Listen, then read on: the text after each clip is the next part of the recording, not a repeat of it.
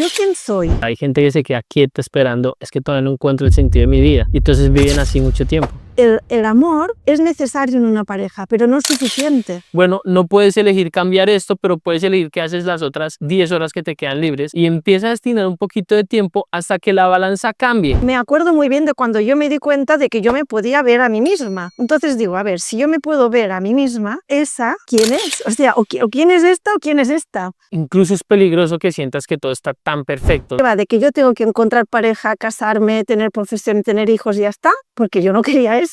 Entonces, ¿de qué va la vida? Bueno amigos, bienvenidos a un podcast más de Universo D. Estoy súper feliz por este capítulo. Estábamos aquí hablando un poquito detrás de escena y ya he aprendido cosas donde hacen pocos minutitos. Cuando tienes la mente abierta, pues estás siempre aprendiendo cosas porque todo el mundo tiene algo que enseñarte. Así que hoy obviamente no va a ser la excepción y tenemos una invitada súper top.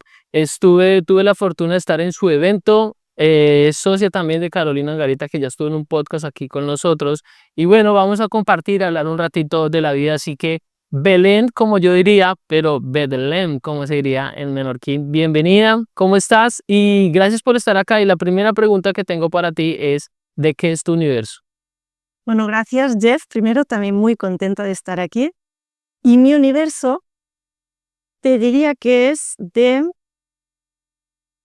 llegar a mi potencial, el máximo aquí en la Tierra, pero ligado a mi sentido de vida. Es decir, primero sería tener el foco muy puesto en cuál es mi sentido de vida.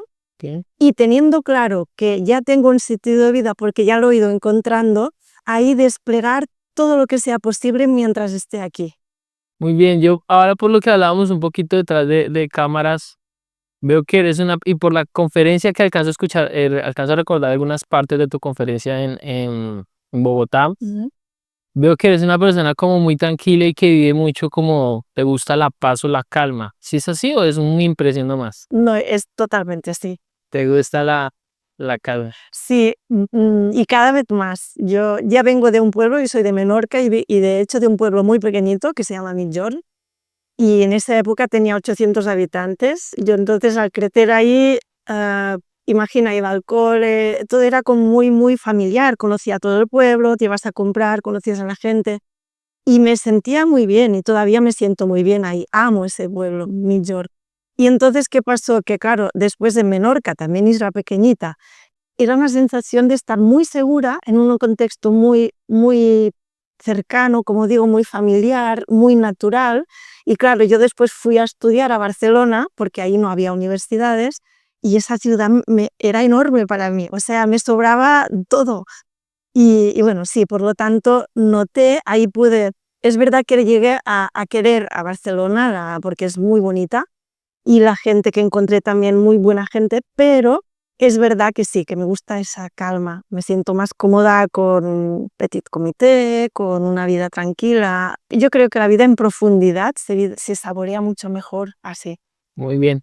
Es difícil para las personas que hemos nacido en una ciudad o en una capital como Bogotá, que es mi caso, 8 millones de habitantes, 9 millones de habitantes.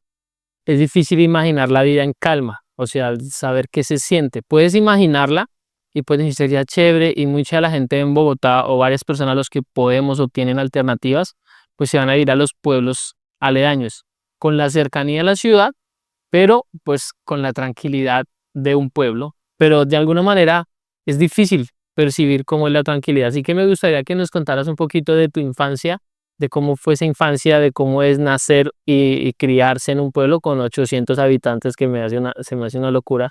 Creo que es uno de mis sueños de retiro, de irme a un pueblo pequeñitito y estar tranquilo. Entonces cuéntanos cómo fue eso. Eres de Menorca, que ahora me entero que hay un Mallorca de mayor y menor de Menorca. Y no sé si sepas por qué vienen los nombres y que nos cuentes un poquito de ahí. Okay. Bueno, pues la infancia y lo que es vivir en calma. Y ahora me estaba riendo porque claro, antes eran como 800 cuando era pequeñita, ahora ya hay más, pensé, no, ahora hay muchos más, pero bueno, muchos más que son 1000, no sé, 1500. Sigue siendo un pueblo. Pero la verdad es que me venían muchos momentos, cuando lo has dicho de la infancia, y me acuerdo, ni siquiera teníamos llave en casa, no existía el concepto llave. O sea, había una única llave en casa para cuando nos íbamos a otro pueblo o te ibas de viaje, después cerrabas la puerta. Pero si no, jamás se cerraba la puerta, incluso ni siquiera, a veces ni a la noche. Yo recuerdo de habernos dormido en verano con la puerta abierta, literal, no solamente con la llave, sino abierta. Te ibas desde muy pequeñito, te ibas tú solo al cole, volvías al cole. Yo me acuerdo de ver, porque en esa época había en España solamente 2 canales de televisión, primera y segunda. Bueno, la segunda nunca funcionaba casi, o sea que era primera. Y me acuerdo muy bien que yo prácticamente jamás mirábamos la tele porque siempre estábamos en la calle, porque no había coches, prácticamente. Había coches solamente por una carretera así como cercanita, pero ahí jugábamos literal en la calle, pues a la cheranga, a la cuerda, con un elástico. Y me acuerdo de ver en televisión un día, que me quedé totalmente en shock, cómo hablaban de que unos niños jugaban en un parque. Yo no entendía nada, digo que esto de jugar en un parque, o sea, no entendía ni el concepto, ¿sabes? O incluso el concepto de irse de vacaciones. Porque claro, vivir en una isla con padre, madre, yo digo, toda mi familia entera de allí, mis primos, todo el mundo allá, pues cuando llegaba verano, sencillamente, pues te vas al mar, y ahí venían los ingleses, venía gente de fuera, que yo entendía que ellos iban de vacaciones y venían allá, pero ni por un segundo se me planteó el concepto ir de vacaciones. Yo pensé, pero con lo bien que estamos aquí, ¿para qué vamos a irnos a no sé qué sitio? Y eso, por ejemplo, el cole, me acuerdo muy bien que éramos las aulas, claro, había 8 niños, 10 niños.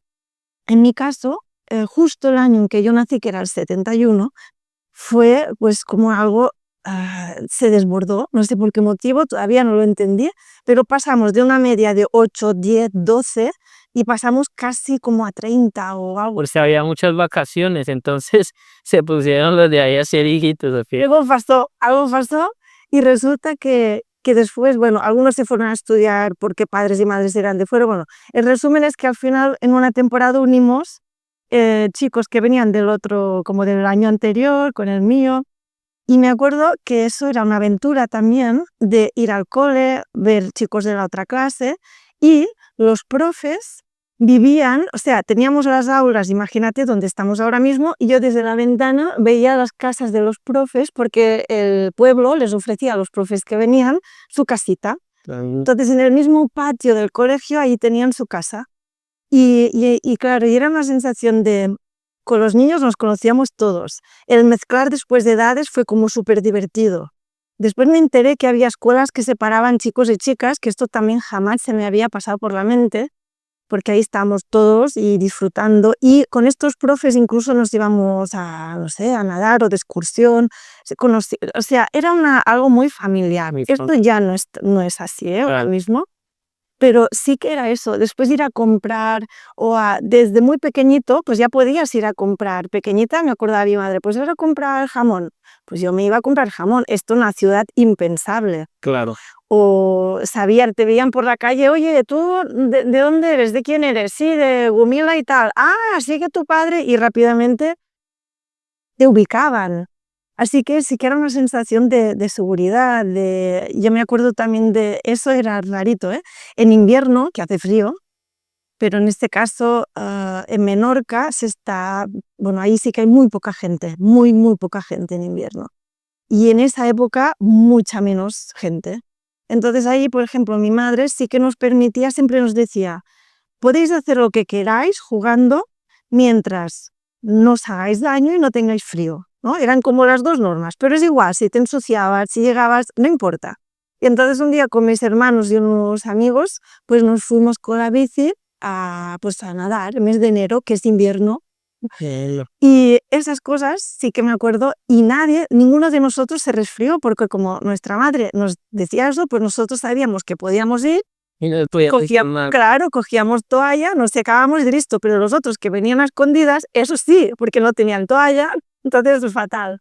Entonces era esto, lo recuerdo como muy vital, muy genuino, muy, no sé, yo tengo este recuerdo así. Muy bien, mira, unos dibujos animados, muñequitos le decimos en Colombia, que se llamaba Tom Sawyer, las aventuras de Tom Sawyer. Yo te escucho y me imagino a Tom Sawyer, me imagino como muy vida ahí, muy cercana, todos se conocen.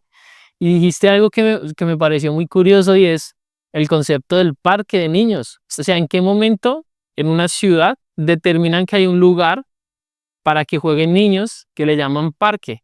Pero hay otra gente que vivía donde no hay parque porque el parque es todo. O sea, juega en todo lado y diviértete en todo lado. O sea, como que cosas que nosotros ya vemos normales, en mi caso porque nací dentro de ese contexto, pero que realmente alguien tuvo que haber inventado la normalidad de eso. Y lo otro, la normalidad de vacaciones.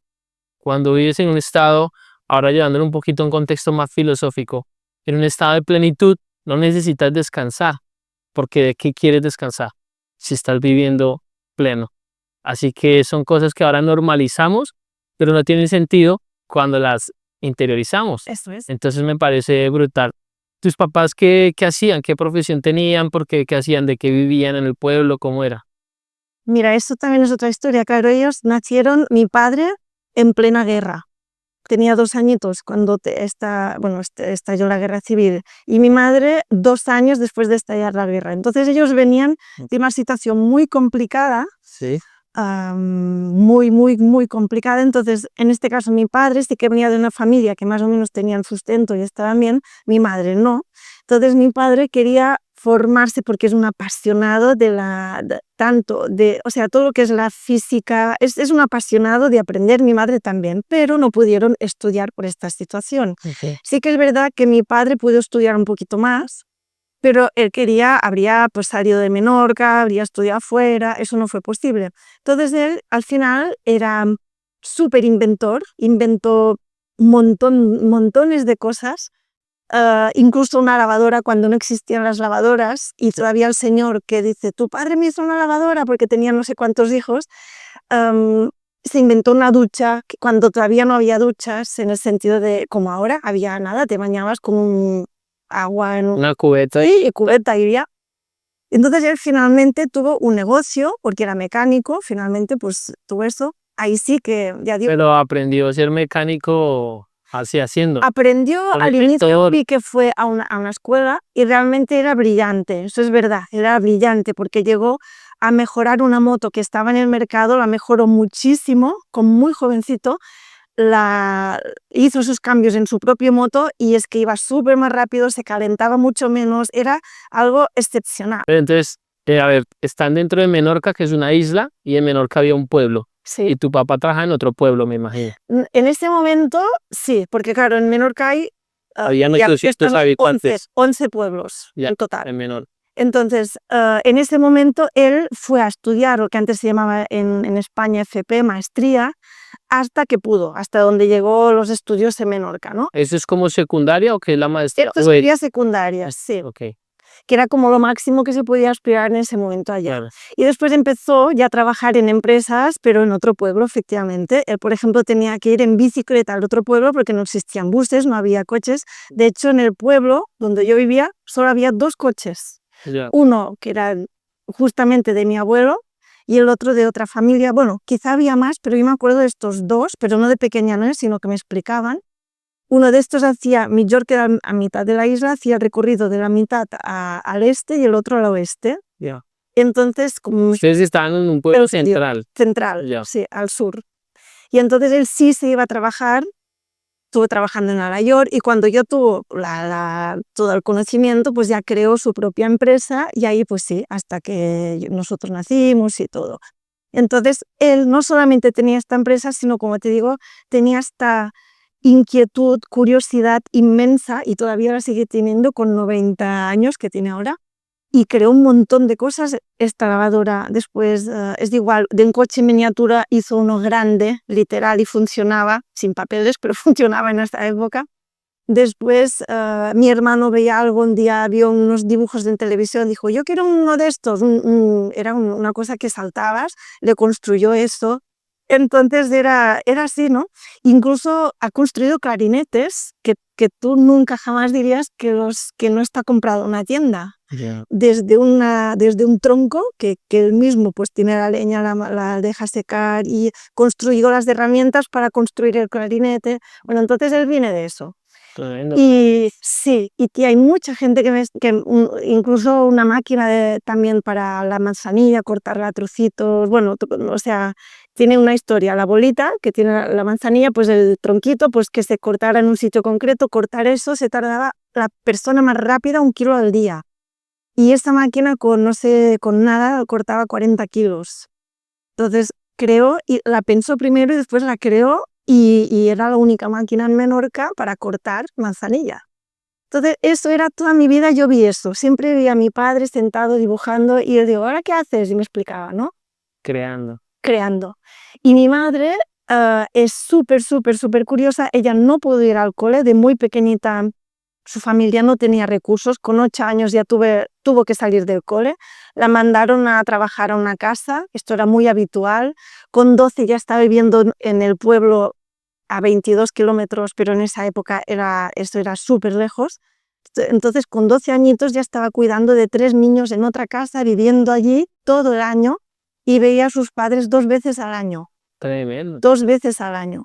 Entonces ella igualmente siempre quiso aprender y cuando nosotros íbamos al cole y ella tenía que hacer una nota para los para los profes, siempre me acuerdo que nos decía, a ver, revísame esto que quiero saber si hay alguna falta. Entonces ahora, hoy en día, ella también casi 90 escribe con una letra hermosa, no hace nada, ninguna falta de nada.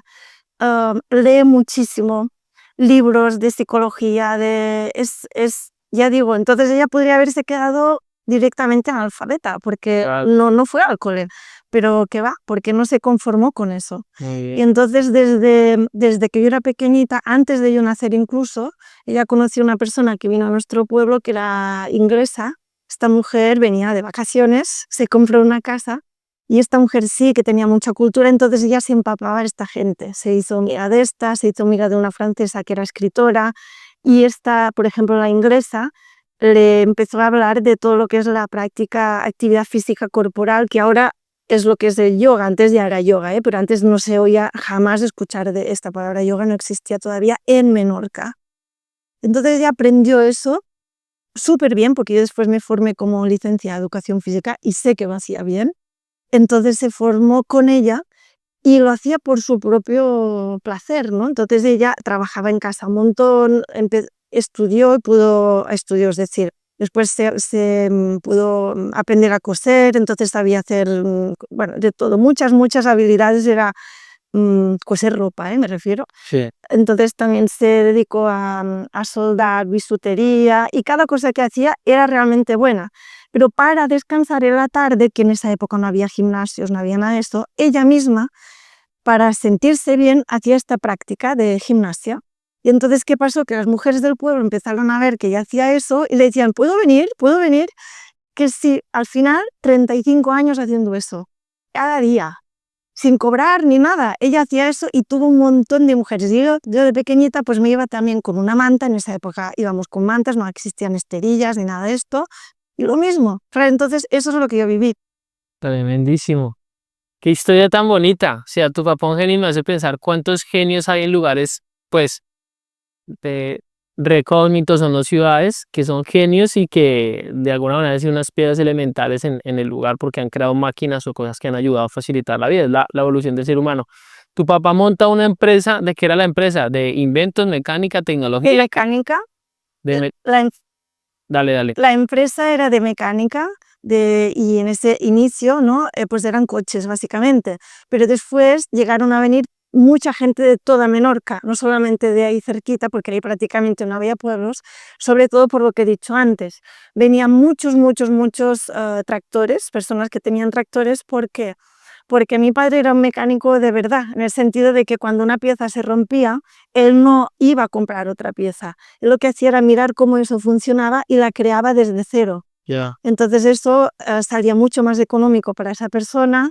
Él siempre intentaba ver de qué maneras podían resolver esa cuestión técnica. Él siempre era como un acertijo para él, ¿no? Y entonces sí que llegó a tener gente de todos los pueblos que iban Tremendo. toda la vida. En Menorca, ahorita me decías que en Menorca no hablan español. Y también veo por los nombres, dices Mainjur, algo así, dices como las ciudades, perdón que no las pronuncie bien, pero ¿qué idioma hablan en Menorca?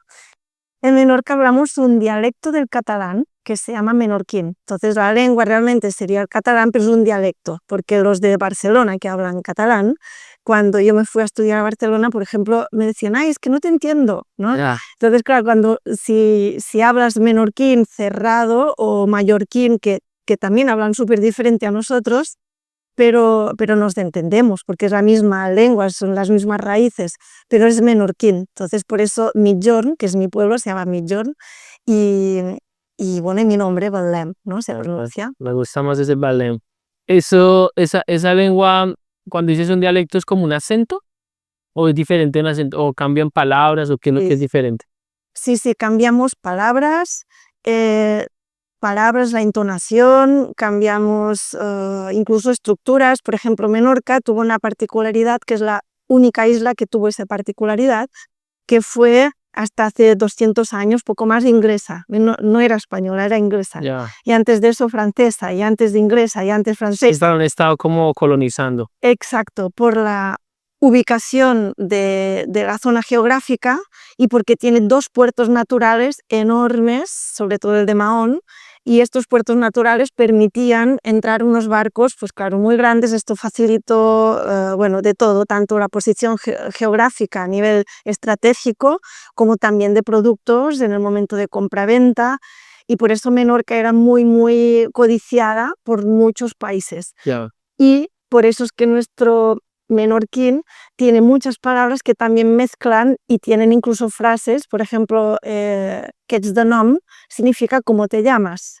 Y la construcción es igual que en inglés, what's your name, en castellano sería ¿qué es tu nombre? ¿Qué es tu nombre? Y nosotros lo decimos idéntico y viene de la construcción, ¿no? O bottle, que es botella, que se parece mucho a bottle en inglés, ¿no? Claro. Esto no lo tienen ni en Mallorca, ni en Cataluña, ni en sitios que hablan catalán. Tremendo. ¿En Menorca les enseñan español? Sí, por eso desde cero, es decir, cuando vamos al cole, siempre tenemos las dos líneas, es decir, siempre. Ahora bien, como yo nací todavía en la época franquista, es decir, cuando justo reciente, bueno, yo nací al cabo en el 75, después ya cambió, ¿no? Todo, pero ahí sí que nos obligaban a tener los nombres en castellano. Esto era dictadura, y ahí en el cole no se podía, se suponía, hablar en menorquín, no se podía hablar. Incluso los nombres de los pueblos los tradujeron o bien pues pusieron otros nombres. Por ejemplo, Migjorn, en esa época, pues de los mapas verás que ponía San Cristóbal, que no tiene nada que ver. Y entonces, en esa época, aunque era obligado el castellano, el español, todos los libros eran en español. De hecho, mis hermanos, el mayor ni siquiera estudió, no sabían escribir en nuestra lengua porque no era permitido.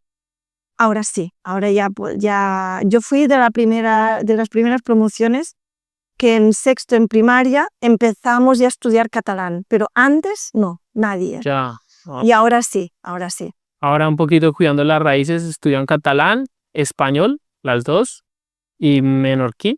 Bueno, el catalán, cuando lo escribimos igual que en Barcelona, en todos los sitios. Es el normalizado, que se llama el estándar.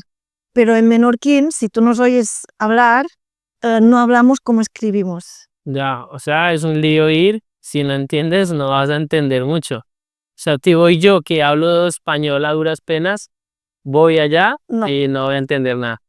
Yo creo que no, porque los que vienen de la península no entienden. Claro. Nos dicen que no entienden. Ya, muy bien. Listo, entonces estás ahí con tus papás, un genio, un creador, super crack, el man, tu mamá, una crack también, autodidacta, se conecta un poco con esta parte del yoga que no se llamaba yoga en ese momento, empieza a hacer ejercicios, casi que podría vender un infoproducto ahí presencial tu mamá haciendo ejercicio, y tienes una niñez envidiable. Para mí, o sea, yo que en ciudad es como brutal. Y vivir así, me dan ganas de irme ya a un pueblo a vivir así ya. Me parece brutal. Y también sabes que es importante la seguridad, porque en todo lo que cuentas, era una familia gigantesca de 800 personas, una familia gigantesca, pero había seguridad, los niños pueden ir de un lado a otro, no había ahorita bueno, el miedo. Paranoia, exacto, el miedo que le puedan hacer algo a un niño, y entonces el niño siempre uno guarda, que eso pasa muchísimo en ciudad, y en los pueblos ¿Te sentías muy segura? ¿Sentías como que todo fluía, no habían así problemas? ¿La conciencia de la gente era una conciencia de tribu, de familia, o cómo lo veías? Sí, esto lo he descubierto ahora de mayor. Incluso el año pasado que vinieron Carolina Angarita y su marido, vinieron a Menorca con su hijita. Y Juan decía todo el rato, es que aquí hay mucha seguridad, claro, ahora no tiene nada que ver de cuando yo era pequeña, ¿eh? Claro. Nada, o sea, ahora pueden robarte si dejas no sé qué cosa, ahora pasarían, tampoco mucho, ¿eh? No es como una ciudad, pero claro, sí que yo he visto y he descubierto lo mismo que descubrí lo del parque, que aluciné, o que las mamás y papás se van al parque y nos miran mientras están jugando y pensé, ¿qué es esto? O sea, yo no entendía eso, ¿no?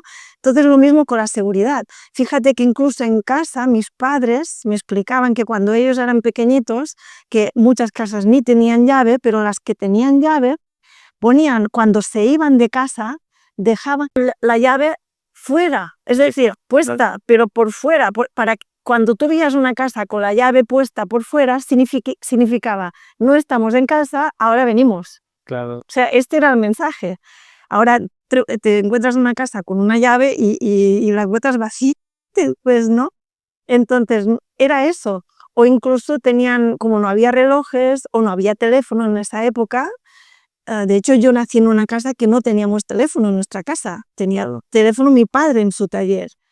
Entonces, claro, no existía tal cosa de la inseguridad, porque ahora dirías, bueno, entonces si pasa algo, ¿cómo llamas? No, es que pues llamas al vecino, no sé cómo decirte, si pasa algo lo resuelves. No existía porque yo no había jamás escuchado casos de raptos, ni de secuestros, ni de abusos, que había, ¿eh? Esto no significa que no, abusos había, claro que había. Eso sí, esto creo que han habido siempre, en todas las latitudes y en todos los momentos de la historia.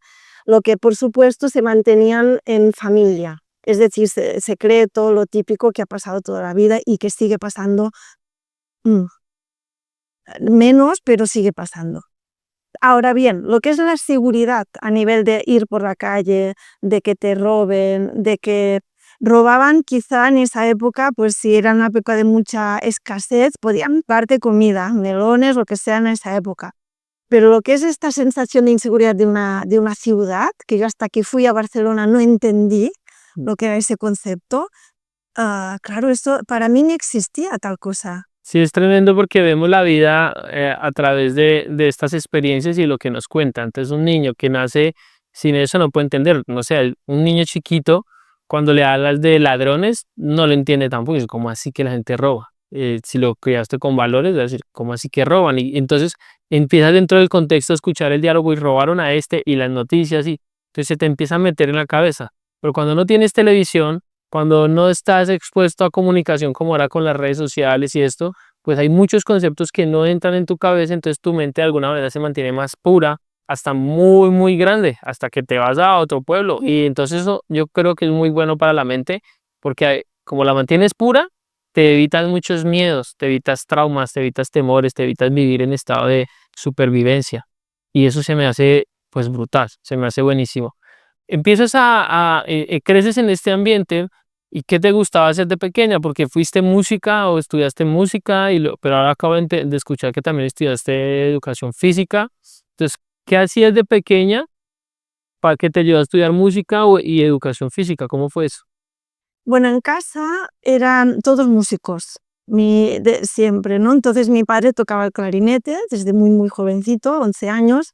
Mi madre tenía una voz espectacular, que de hecho la empezaron los dos, bueno, para resumir, porque si no esto se alargaría mucho.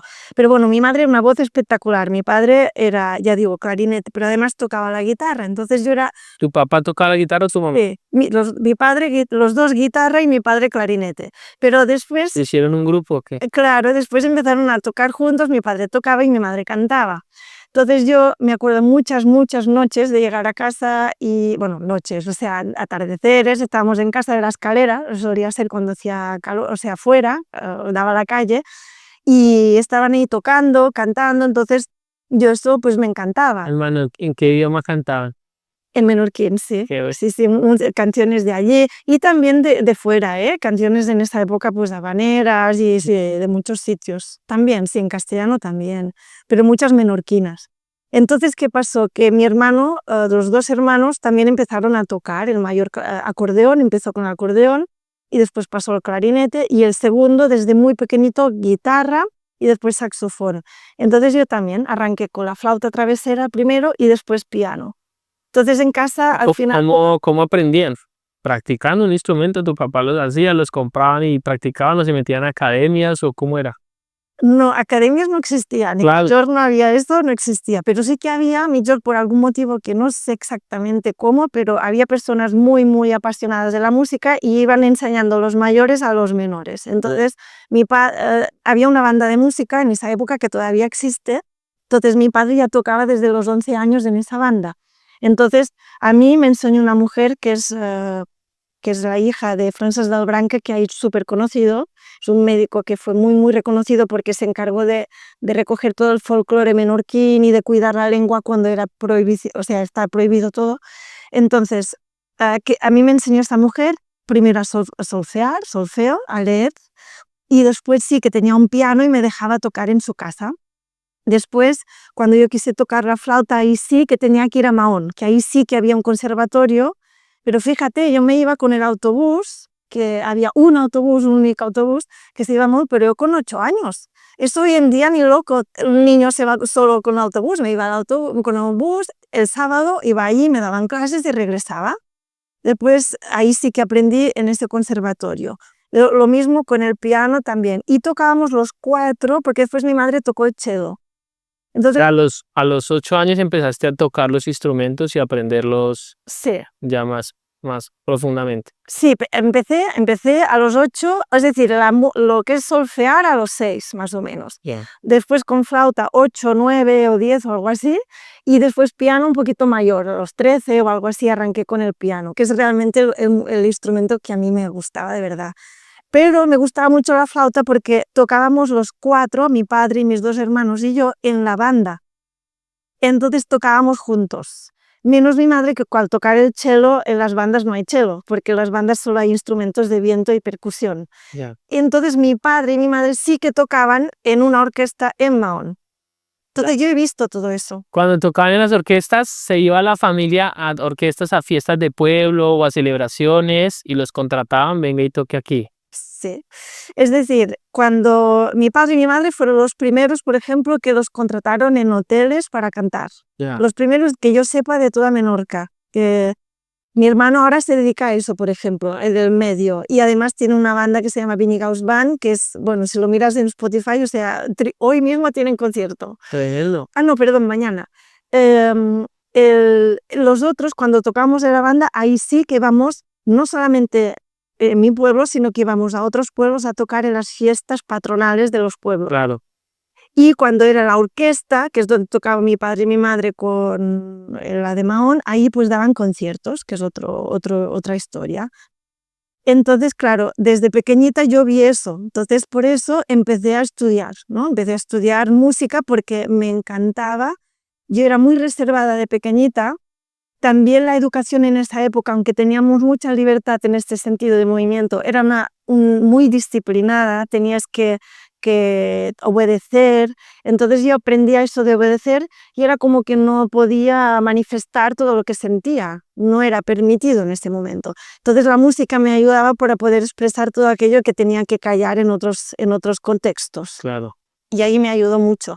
Pero además, claro, cuando yo iba, por ejemplo, con mi madre, que hacía lo de gimnasia, o mi padre, que también le encantaba ir a pescar, pero pesca submarina, yo no iba con él a pescar, pero sí que me encantaba ir a nadar. Entonces yo veía que mi cuerpo también me pedía moverme mucho, mis hermanos también. Entonces, desde muy pequeñita, tuve mucha facilidad para lo que son las prácticas físicas, de actividad física. Entonces, claro, era una apasionada, yo te diría que me gustaba todo, me gustaba la música, me gustaba el deporte, me gustaba el arte, todo. Entonces, cuando yo podía probar algo, en mi pueblo venía alguien que decía, yo sé de gimnasia rítmica, una señora un día, pues yo me apunté. Pues después da ballet y me encantó el ballet, entonces estuve pues en ballet en 2 años de mayor, después cuando ya pasé secundaria, allí también. Es decir, me encantaba. Entonces, cualquier cosa de estas, cuando yo veía que me podía apuntar, porque en el pueblo en ese momento venía una persona que sabía, pues yo iba.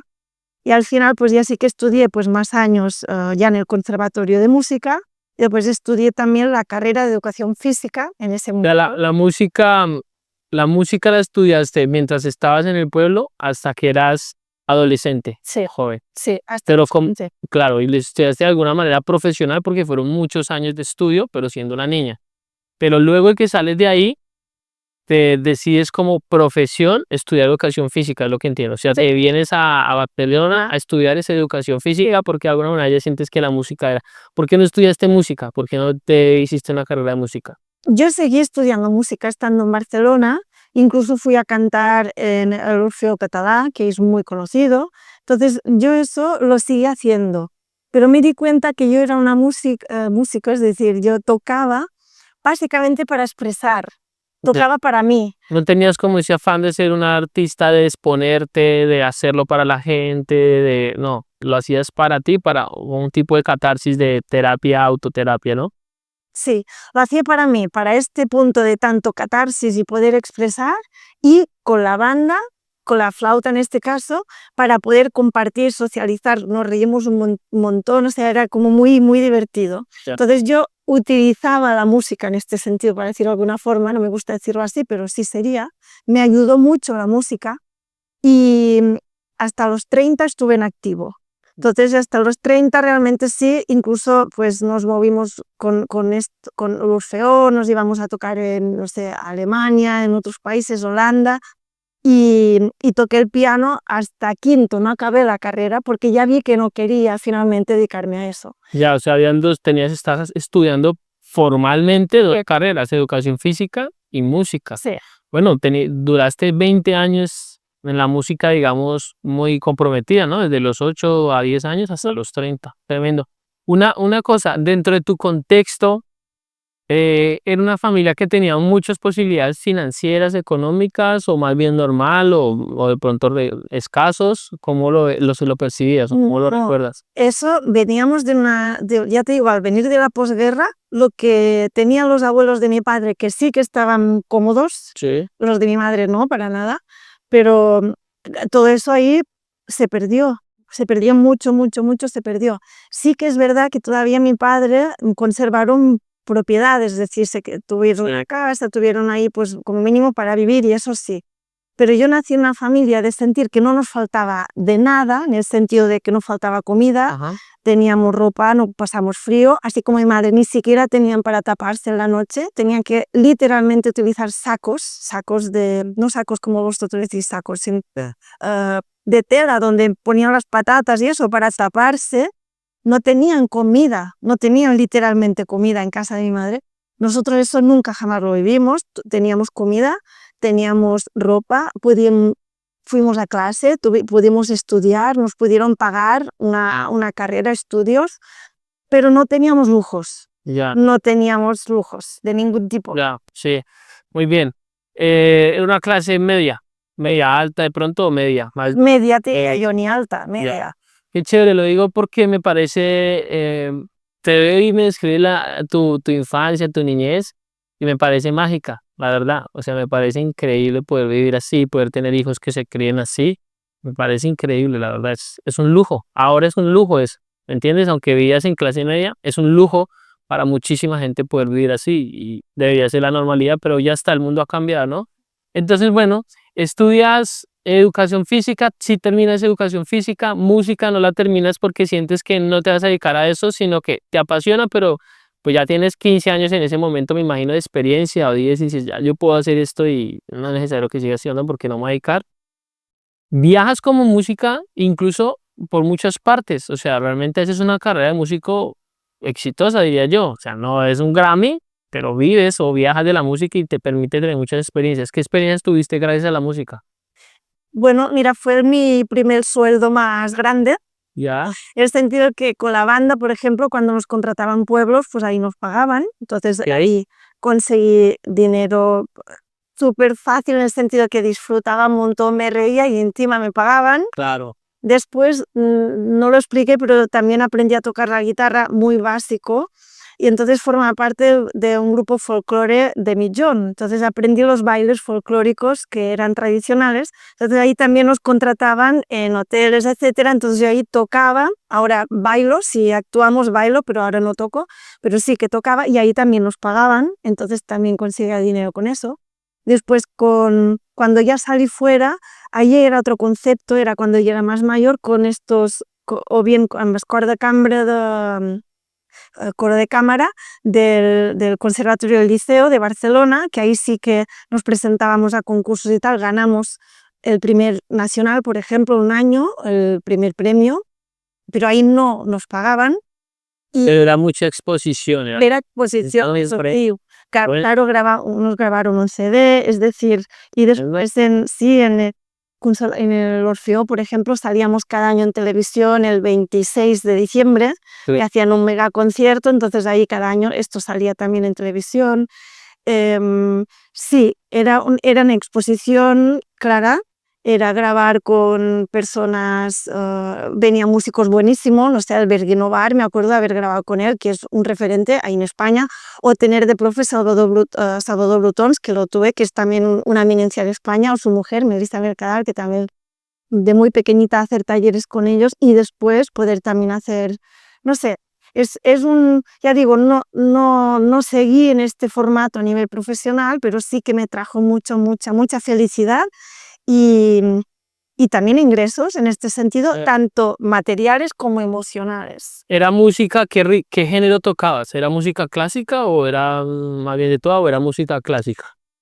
Con la banda era básicamente música de pasacalles, o sea, de banda, que son pasacalles, dianas, música de este tipo. Con el piano, pues la música que en función del curso que estaba haciendo, y era clásico lo que yo hacía, pero a mí ya me gustaba. Lo que a mí dentro de este tipo de música especialmente me gusta la época barroca, me encanta la época barroca, pero con el piano, bueno, tocaba Bach, que sí que es de esa época, y después con los coros cantando, que curiosamente a mí me encanta cantar, pero yo no he sentido nunca que tenga una gran voz, pero afino, eso sí. Claro. Entonces por eso podía funcionar bien en un coro. Y ahí de todo, desde gospel a Gloria de Vivaldi, o sea, ahí tocábamos todo el folclore, cualquier tipo tocábamos, cantábamos. Pero fuiste una música exitosa.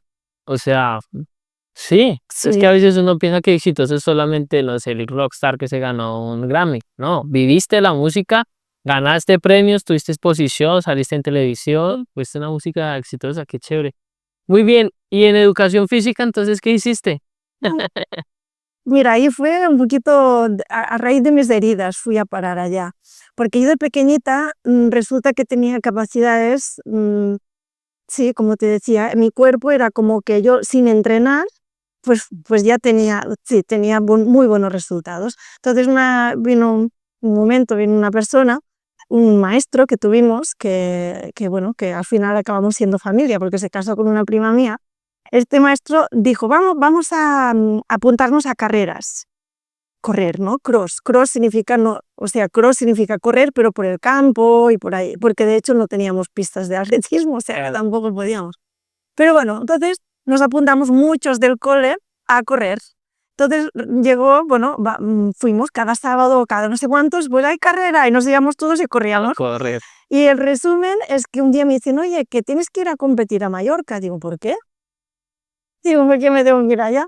Y me dicen, no, porque has quedado la campeona de Menorca. Digo, pero ¿en qué momento yo he quedado no entendía, ni siquiera entendía el concepto de quedar campeona de Menorca, porque yo no sabía que hubiese hecho ninguna carrera donde se competía para eso. Pues Solo corrías. yo solo corría. Pero ¿qué pasó? Que yo gané todas las carreras de Menorca, siempre había quedado primera. Pero yo pensé, bueno, quedó primera y ya está. Pero yo me decían tal día, pues iba, corría y ya está. Así que después me dicen, no, porque has quedado primera en todas las carreras, eres la primera de Menorca, entonces vas al campeonato de Baleares. Digo, bueno, pues me voy. Entonces me pagan el billete, vienen mis padres y me voy. Y entonces pasa que ese año, bueno, yo salgo, corro, y yo tengo la foto que la encontré hace poco de eso, me lo explicaban mis padres, yo no sabía eso. Pero bueno, se ve la foto y se ve todo un campo de fútbol y estoy yo sola. Y mi padre dice, esta chica ya se ha ido, ya se ha perdido, no sé, ya pensando que estaba yo por ahí haciendo algo y que no estaría para... Y resulta que después ven que entran las demás. O sea que les llevaba con medio campo de ventaja. Tremendo. Y bueno, claro, quedé la primera, ¿no?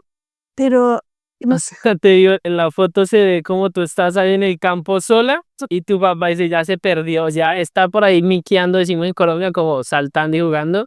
Y era que le llevabas medio cabo a la gente. sí, porque la salida había sido por no sé en qué sitio. Y claro, ellos se vieron, sabían dónde era la salida y dicen, ¿qué hace esta niña ya si la salida está fuera del campo, ni siquiera está aquí? Pero bueno, resulta que quedó primera.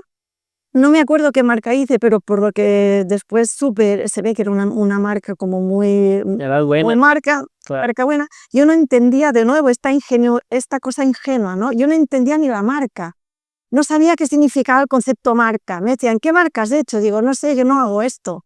Sí, esto es lo que has hecho de tiempo. Digo, no sé. Y alguien supo.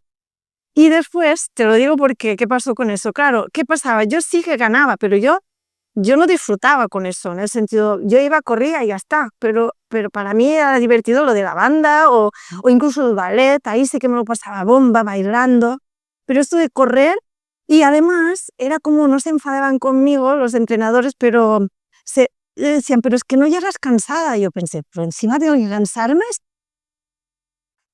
¿Cuántos años tenías ahí? ¿Qué es esto? 11. Claro, y no, pues ahí estabas era jugando, y más con la mente muy inocente, es como así. Yo estoy jugando, es como cuando corro en mi barrio. Pueblo. Digo, encima me voy a correr, gano y encima me tengo que cantar. O sea, digo, ¿qué es esto tan loco? Bueno, entonces, claro, ahí ya me dijeron, bueno, pues ahora vas a entrenar, ¿no? Y yo pensé, ¿entrenar? Y resulta que tenía como que ir a correr y me iba sola y yo corría muy rápido para acabar muy rápido eso para poder irme a jugar. Claro. Y bueno, entonces, ¿qué pasó? Que volví a ganar, otra vez el siguiente año Menorca, después otra vez Baleares, pero ya allí ya no. Y además tenía que también, como que cuando me recibieron era una sensación extraña, porque yo no había dicho que me iba porque sabía que esto podía generar... A ver, cuando las cosas te van bien a veces no gusta a mucha gente. Y gusta también a mucha gente. Entonces, por un lado, cuando llegué a mi pueblo, Millón, pues incluso me acuerdo que hice el saque de honor, que tampoco sabía qué era, en el partido de fútbol, ¿no? Me dijeron, y salí en el periódico y en la radio, no sé qué cosas, pero también era como que yo no quería que en el cole supieran, porque no quería como... Sí, que generara celos o que generara como una emoción ahí tan chévere. Sí. Y entonces ahí el segundo año digo, mira, ¿sabes qué? Entonces dejé a la segunda que venía detrás de mí que pasara. Ah, sí. Entonces yo me quedé segunda y después ya vieron que ahí pasaban cosas, ¿no? Entonces me preguntaron. Yo intenté después de entrenar con unos de otro pueblo, pero veían que no. Y no, es que al final dije, es que no, es que yo no quiero eso. Sí que gano carreras, pero es que no me gusta correr. Claro. Me gusta bailar, me gusta otra cosa, pero esto no. Pero sí que tenía esta capacidad fácil, ¿no? Con lo que es físicamente. Así que, ¿qué pasó? Que después en esa época me dijeron, ahora a un salto, me dijeron, es que tú serías muy buena entrando en el INEF, que es esto de educación física, y en esa época era muy difícil entrar en el INEF, y era lo típico, que si entras en el INEF, sales y ya tienes trabajo, porque ya puedes estar de profe, no sé cuántos. Bueno, no sé, al final ahí, cuando dije herida, es porque yo venía de esta zona de querer contentar, no me lo dijeron mis padres, fueron otras personas externas, ¿no? Que me dijeron, pero sí que era como que me animaron a eso.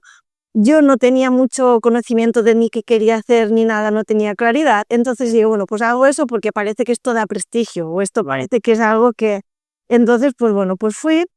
Al final, bueno, conseguí entrar, para hacerlo corto, y cuando ya estuve haciendo la carrera, que eran 5 años en ese momento, vi que claramente digo que estoy haciendo y aquí, Dios mío, o sea, que otra vez como correr, ¿no? Sí que había asignaturas que me encantaban, de fisiología, anatomía, temas de sociología, psicología, esto me gustó mucho, expresión corporal, pero lo que era propiamente lo que es preparador físico, una persona que sales de ahí, que puedes hacer preparación física, pues yo ahí no disfrutaba de eso. Okay. No era mi mundo. Pero sí que empecé a dibujar, que sí que el cuerpo me interesaba, conocí a gente súper que todavía somos amigas, profesores también increíbles, hice mucho, bueno, no sé cómo decirte, aunque no me gustó la carrera propiamente para dedicarme, pero sí que reconozco que fue un camino que me aportó muchísimo. Entonces acabé la carrera de educación física y empecé dando clases como maestra en institutos, en secundaria de educación física. Y de nuevo, nada, incluso ya tenía trabajo que podía haber tenido ya de por vida, y renuncié, porque dije, no, eso no es para mí, como lo de correr, esto no es para mí. Y en ese momento también ya había visto qué cosas sí eran para mí, que era más del tema de la investigación, del comprender qué hay detrás y todo el mundo que tiene que ver con las relaciones humanas. Eso sí que tenía que ver conmigo. ¿Cómo te diste cuenta de ese mundo? ¿Por la psicología o qué estudiaste que te llevó a eso? ¿Cómo llegaste a esa área? Pues llegué por la curiosidad interna de querer comprenderme primero, que eso es, mucha gente llega así, ¿no? Pero ya, ¿cuántos años tenías cuando eso? O sea, ¿de joven empezaste con eso o ya después, o sea, más o menos en qué periodo de tu vida fue?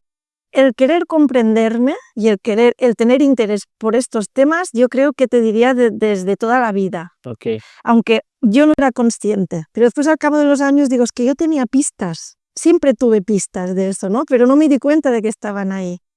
Pistas me refiero a que había como las migajitas que me decían, este es el camino, pero yo me perdí un poquito hasta que entendí. ¿Qué pasó? Por ejemplo, yo estudiando música, piano, me daba cuenta de que, este era cuando estudiaba quinto, de que tenía dolor de espalda. Yo pensaba, ¿cómo puede ser que tenga dolor de espalda si estoy estudiando y siempre estoy trabajando mi cuerpo, estoy sana? ¿Y por qué? Entonces me di cuenta que también dependía del repertorio. Cuando yo tocaba delante de público piano, sudaba un montón las manos, yo nunca jamás sudo.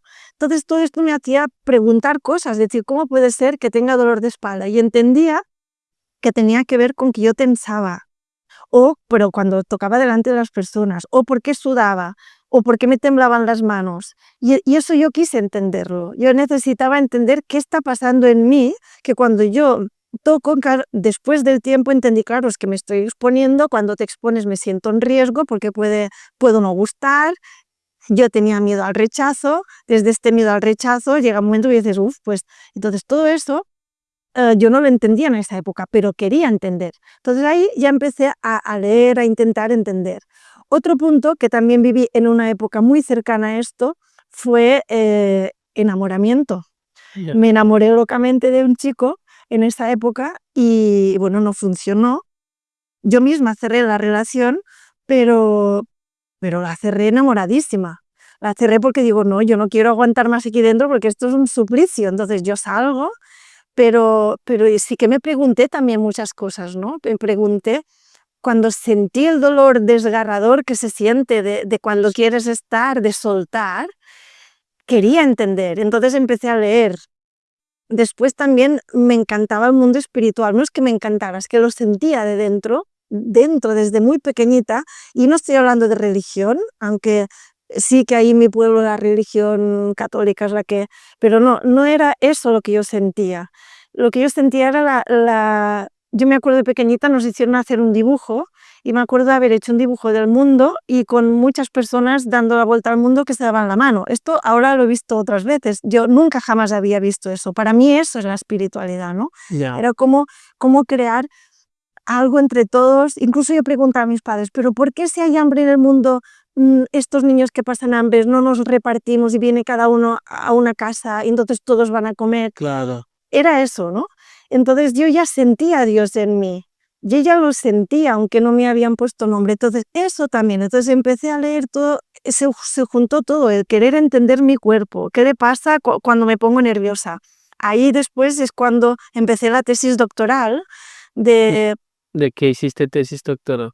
pues la rama se llama salud y calidad de vida, pero y soy doctora en eso, por eso el PhD es en eso, pero el estudio concreto lo hice uniendo todos estos campos, la música, el cuerpo y la parte más psicológica. Ya, ok. Y el título se llama Música, Cos y Consciencia, Músico, Cuerpo y Conciencia, una visión integradora.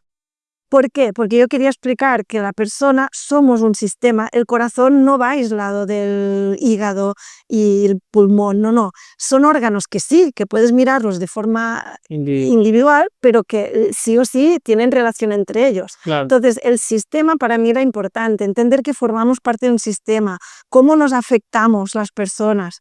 Entonces, eso yo lo estudiaba en esa época. Más lo que te he explicado de sentirlo en mí, más querer entender qué pasa en las relaciones cuando duelen tanto. Todo eso me llevó a decir, yo necesito, era como una esponja, necesito mucho más de eso. Entonces fue cuando empecé a estudiar esta otra carrera. Empecé psicología 2 veces, pero veía O que sea, psicología... una cosa, perdón. ¿Estudiaste música? Sí, ¿Estudiaste educación física? sí. Y dijiste, esto no es suficiente y te metiste a estudiar psicología. Seguí ahí. Entonces, bueno, de hecho, acabé educación física y me puse ya a hacer el doctorado, que son 2 años. O sea, Bueno, antes hice un curso de extensión universitaria que se llama un curso entero y ahí fue para educación física, práctica para gente mayor, ok. porque pensé a ver si eso me gusta, como mínimo, pero tampoco. Entonces hice ese año, lo probé, pero no. Entonces estudié 2 años más, ahí yo estaba trabajando mientras estudiaba para pagarme todo, ¿no? Entonces estaba ahí en Barcelona viviendo, entonces trabajaba de profe y lo que ganaba pues me pagaba el doctorado. Entonces trabajaba todas las mañanas, corría como una loca, cruzaba toda Barcelona con una moto que me compré también a plazos y entonces llegué a la universidad, era de 3 a 10 de la noche, los estudios de doctorado, así 2 años. Entonces finalmente acabo los estudios de doctorado y es cuando yo veo haciendo la tesis doctoral que tengo crisis internas, que yo quería explicar eso, cómo es que al músico le duele la espalda, y ahí fue cuando yo digo, no, necesito más, y es cuando arranco después a estudiar esta otra línea. ¿Qué pasó? Que psicología, aunque es muy buena, de hecho mi hermano mayor es psicólogo, no me respondía en la línea que yo necesitaba. Yo quería ya que me explicaban cuerpo, mente, emoción, todo esto junto. Y en psicología en esa época todavía hablaba mucho de la mente, no tanto del cuerpo y qué pasa con la energía. Hasta que encontré una escuela, que sí que eran 4 años, más los años de práctica, que se llama Integración Psicocorporal, ETIP, Escuela de Terapia en Integración Psicocorporal. Y ahí sí lo explicaban. Entonces me metí ahí de lleno y estuve allí los 4 años más, no sé, 10 al final estuve porque me apasionaba, entonces yo ya acabé, pero seguía en supervisión y seguía, y después ya siempre, hasta hoy en día me seguí formando en temas de sistémica, en sueños, en Kriya Yoga, que también tenía relación, no por la formación en sí, que esto de los títulos para mí no sirve, lo que sirve es lo que tú experimentas con eso. Entonces, eso es lo que a mí me daba bagaje y lo que me empezó a dar respuestas, aunque hubo una respuesta que jamás me la pudieron responder hasta hace muy poquito. ¿Cuál fue? La pregunta que yo hacía constantemente a todas las personas en terapia, los grandes maestros, todos siempre les preguntaba, ¿de qué va la vida? ¿De qué va la vida? Es una pregunta muy profunda, ¿no? Sí. ¿Cuál fue tu respuesta hace poquito? Claro, me respondían, pues me decían justo eso, bueno, es una pregunta muy profunda, me solían decir justamente esto, y me respondían, bueno, era como entre que divagaban o me respondían, pero con poca consistencia, me respondían, bueno, ¿y por qué lo preguntas? Era como que querían saber por qué lo preguntaba, y yo les decía, bueno, lo pregunto porque yo ahora, en este momento, esto lo pregunté muchos años cuando yo era profesional, yo ya tenía gente en consulta, yo ya tenía éxito profesional en esta línea, en el sentido de me valoraban, pero yo igualmente me preguntaba eso, porque yo había pasado ya por un divorcio, había pasado por situaciones que pensaba, ¿de qué va la vida realmente? Es decir, ¿para qué vamos a hacer terapia? ¿Para qué te acompaño yo a ti? Si tú estás mal, ¿para qué te acompaño? ¿Para que salgas del bucle ahora? ¿Pero para qué? Porque cuando tengas ya hayas salido del bucle, ¿después qué? Claro. ¿Qué es? ¿Para que críes a tus hijos? ¿Para qué? Y entonces no me satisfacía, me iban dando pues eso, respuestas para mí ambivalentes, vagas, poco consistentes, buscaban el por qué yo estaba preguntando eso, hasta que hace, no sé, un año y algo, ahí sí que encontré, porque yo sí que sentía la respuesta en mí, pero Tú necesitabas como una afirmación externa que dijera lo que tú piensas sí es, y no solamente es una idea de tu cabeza loca. Estabas buscando que alguien te dijera, estoy de acuerdo contigo. Sí, pero no querías decirlo para no poner la idea en la cabeza, sino querías que te lo dijera y que conectara con lo tuyo, ¿no? total, exacto. Entonces, y claro, pero tampoco lo quería como dar por válido, por eso quería decir, a ver si alguien me dice algo que al final yo pongo lo mío en crisis y me quedo con lo otro. Claro. Pero tú tienes que decirme algo que a mí me convenza un poco para poder irme yo con eso. Y como lo que decían, no, porque digo, no, porque claro, digo, entonces, ¿qué pasa? Que si una persona no viene a nuestra escuela, ya será pobre gente porque no habrán encontrado a alguien que la acompañe de esta manera. No, hay muchas escuelas de psicología, todas son válidas, entonces, no, la vida tiene que ir de otra cosa, no puede ir de que vayas a este terapeuta o al otro, o que hagas una constelación familiar, no tiene que ir de eso. Así que un día yo estaba en casa, además, sincronía total, en Menorca, y yo estaba haciendo no sé qué en el patio de mi casa, y como te dije, vivo en el campo, entonces yo no sé qué hacía, y yo escuchaba un podcast, algo en YouTube, Ok. que no sé ni qué era, porque era algo de música, yo estaba bien con eso, y de repente acaba esto y arranca una persona a hablar que yo jamás la había escuchado, o sea, nada, 0, 0, 0, y aparece eso, y de repente dejó de hacer todo lo que hacía, porque digo, ostras, este señor me está respondiendo, ahora sí. Y él decía exactamente eso, decía, que es Mario Sabán, lo voy a decir ahora, que él tiene 7 doctorados desde señor, pero no tiene nada que ver con los doctorados, él es experto en Cábala. Entonces, él que estaba diciendo, ¿De dónde eres? ¿Argentino? él es argentino Sí, creo que lo he escuchado. y él vive en España y bueno, de hecho ahora me voy con él en septiembre, estoy ya con unas ganas locas y nos vamos con él, con su mujer, un grupito de 50, nos vamos al sur de Francia para visitar los orígenes de la Cábala. Luego me lo presentas para invitarlo a un podcast de... Bueno, Bueno, pues ya, ¿qué te dice? ¿Cuál fue la respuesta que te dio? la respuesta fue que él decía que al final hemos venido para eso, lo que arrancaba yo, cuál es mi universo, ¿no? Para encontrar el sentido de tu vida. Es decir, ese es el para qué. Ese es tu vida, es decir, tu alma encarna. En el momento en que tú estás aquí encarnado, tu alma, para que esté contenta, tiene que estar en su sentido de vida. Okay. Si no, no va a estar contenta. Por eso yo era muy buena corriendo, pero no era mi sentido de vida. Era muy buena también la música, pero no era, aunque me ha dado mucho sentido en mi vida, no era mi sentido. Es decir, mi alma, para que se pueda desarrollar, para que pueda mostrar su potencial, para que yo pueda dar de verdad lo que tengo que dar al mundo y que el mundo también pueda ayudarme a mí, yo tengo que estar en ese camino. Tengo que estar en el camino de conexión con mi alma para que yo pueda entregar, abrir y llegar a mi máximo potencial aquí en esta tierra, en este proceso de vida. Ya, ¿cómo hace una persona para encontrar su sentido de vida? Si no tiene sentido de vida, ¿no debería moverse? ¿O qué crees tú? O sea, hay gente que se queda quieta esperando, es que todavía no encuentro el sentido de mi vida. Y entonces viven así mucho tiempo. ¿Cómo lo encuentran? Bueno, aquí estamos mezclando dos cosas. Una cosa es el estilo de la persona. Hay como 3 grandes estilos, podríamos decir, muy resumido. Hay personas que entienden que en la vida les pasan cosas y deciden aprender con eso. Entonces ahí crecen. Esas personas muy probablemente un momento u otro van a encontrar su sentido de vida porque están con una actitud de aprendiz y quieren encontrar. Entonces buscan y cuando pasa algo en tu vida, pues buscas y al final empiezas a ver por dónde va, ¿no? ¿Qué te da sentido? Lo que yo dije aquí en el Coaching Pro Life o dije ahí en Bogotá, que es ¿para qué te levantas? Es decir, ¿cuál es tu motor?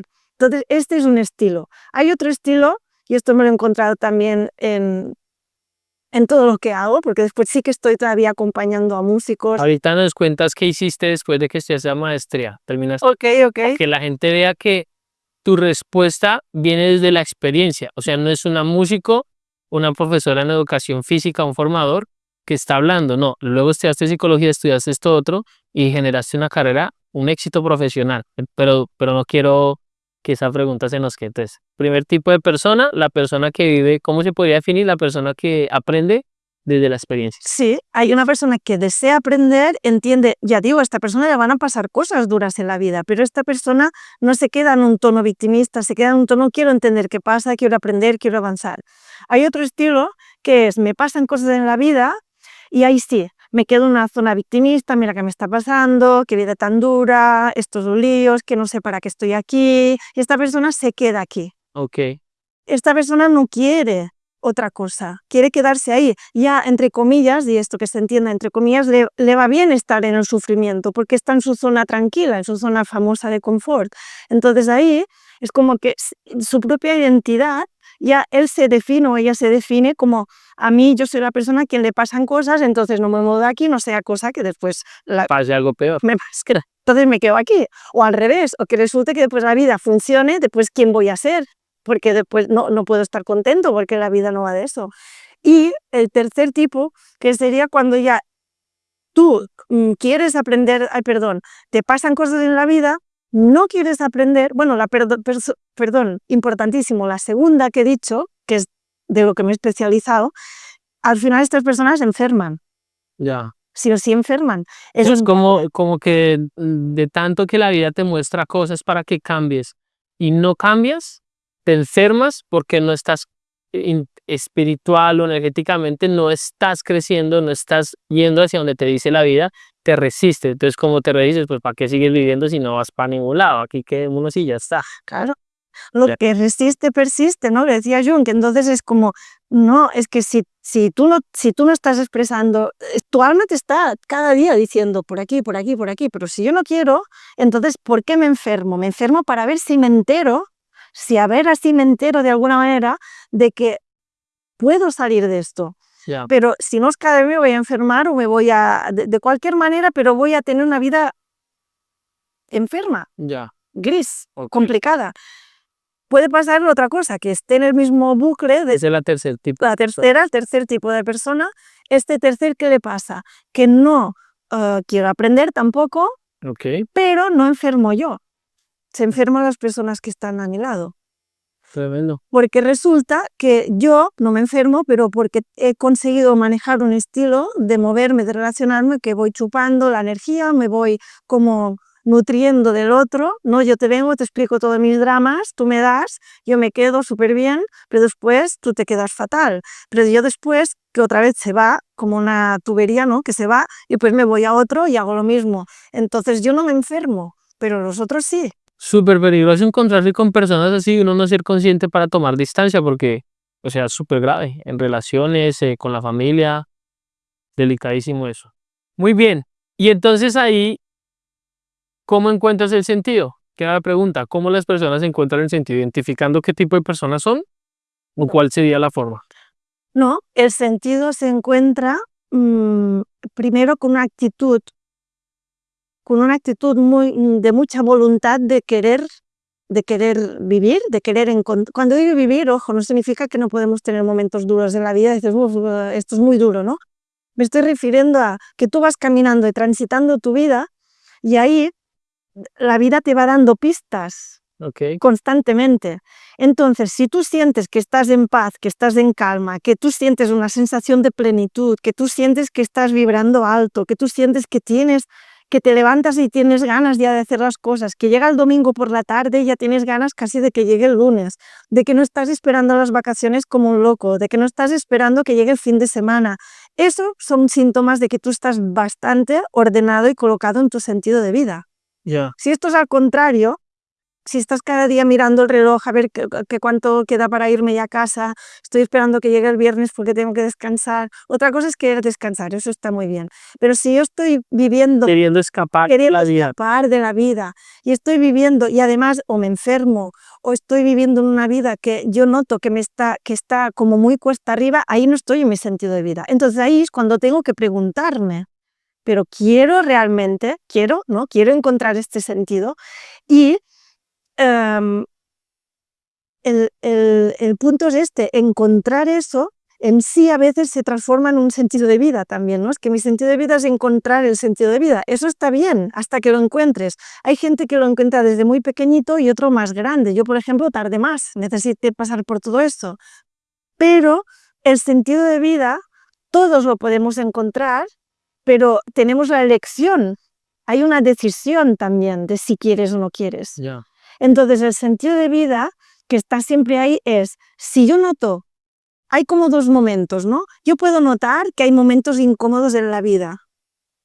Por ejemplo, tengo que hacer una mega presentación delante de 3 millones de personas y puedo decir, esto me da un poco de yuyu. Sí, pero esto me ayuda a crecer.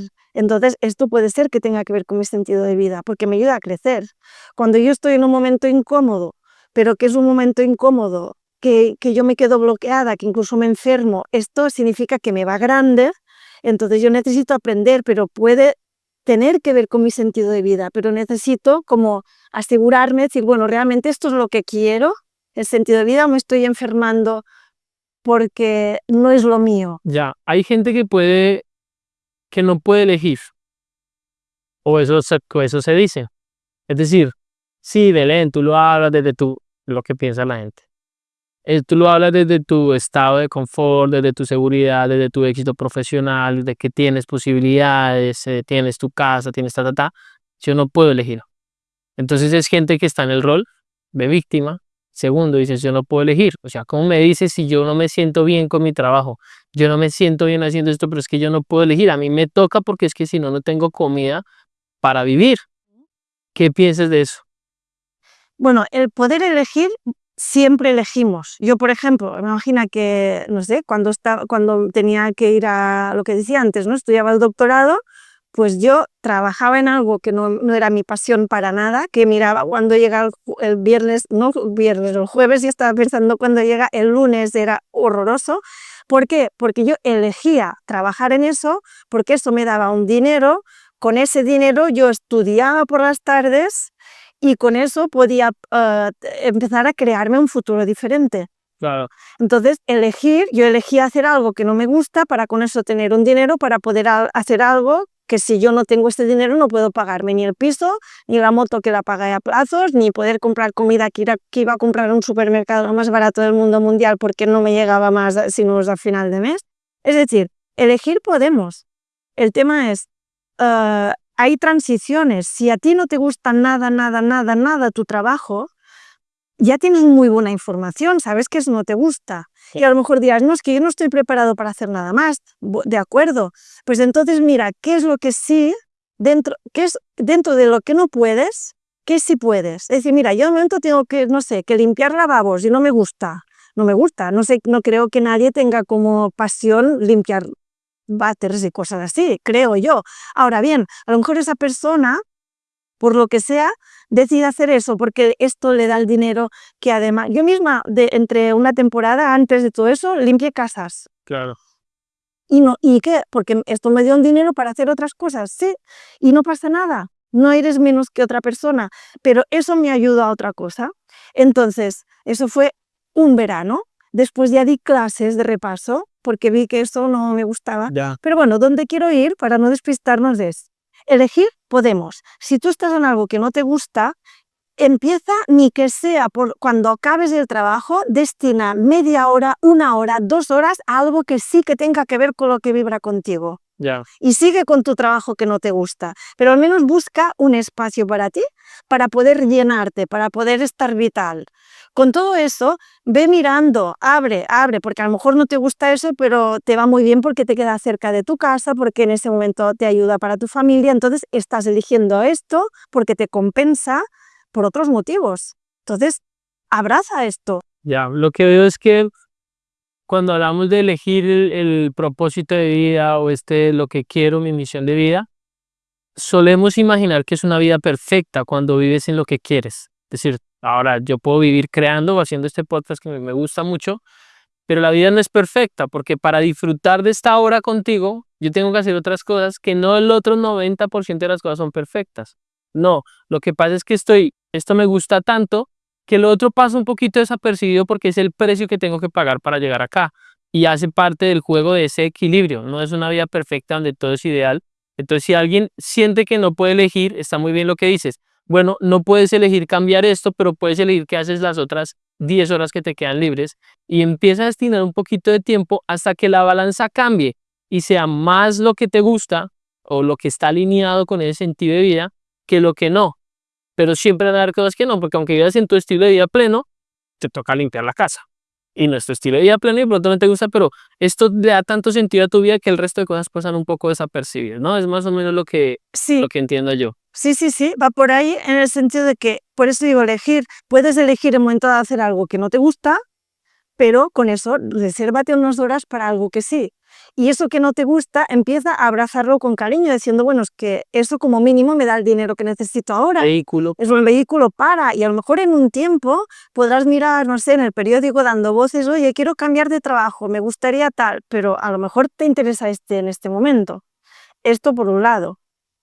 Por el otro, lo que tú decías, siempre hay desequilibrios en la vida. No existe la perfección. Es decir, si existe, nos morimos. Claro. Porque el alma, por esto te decía antes lo del potencial, es llegar a su máximo mientras estemos aquí.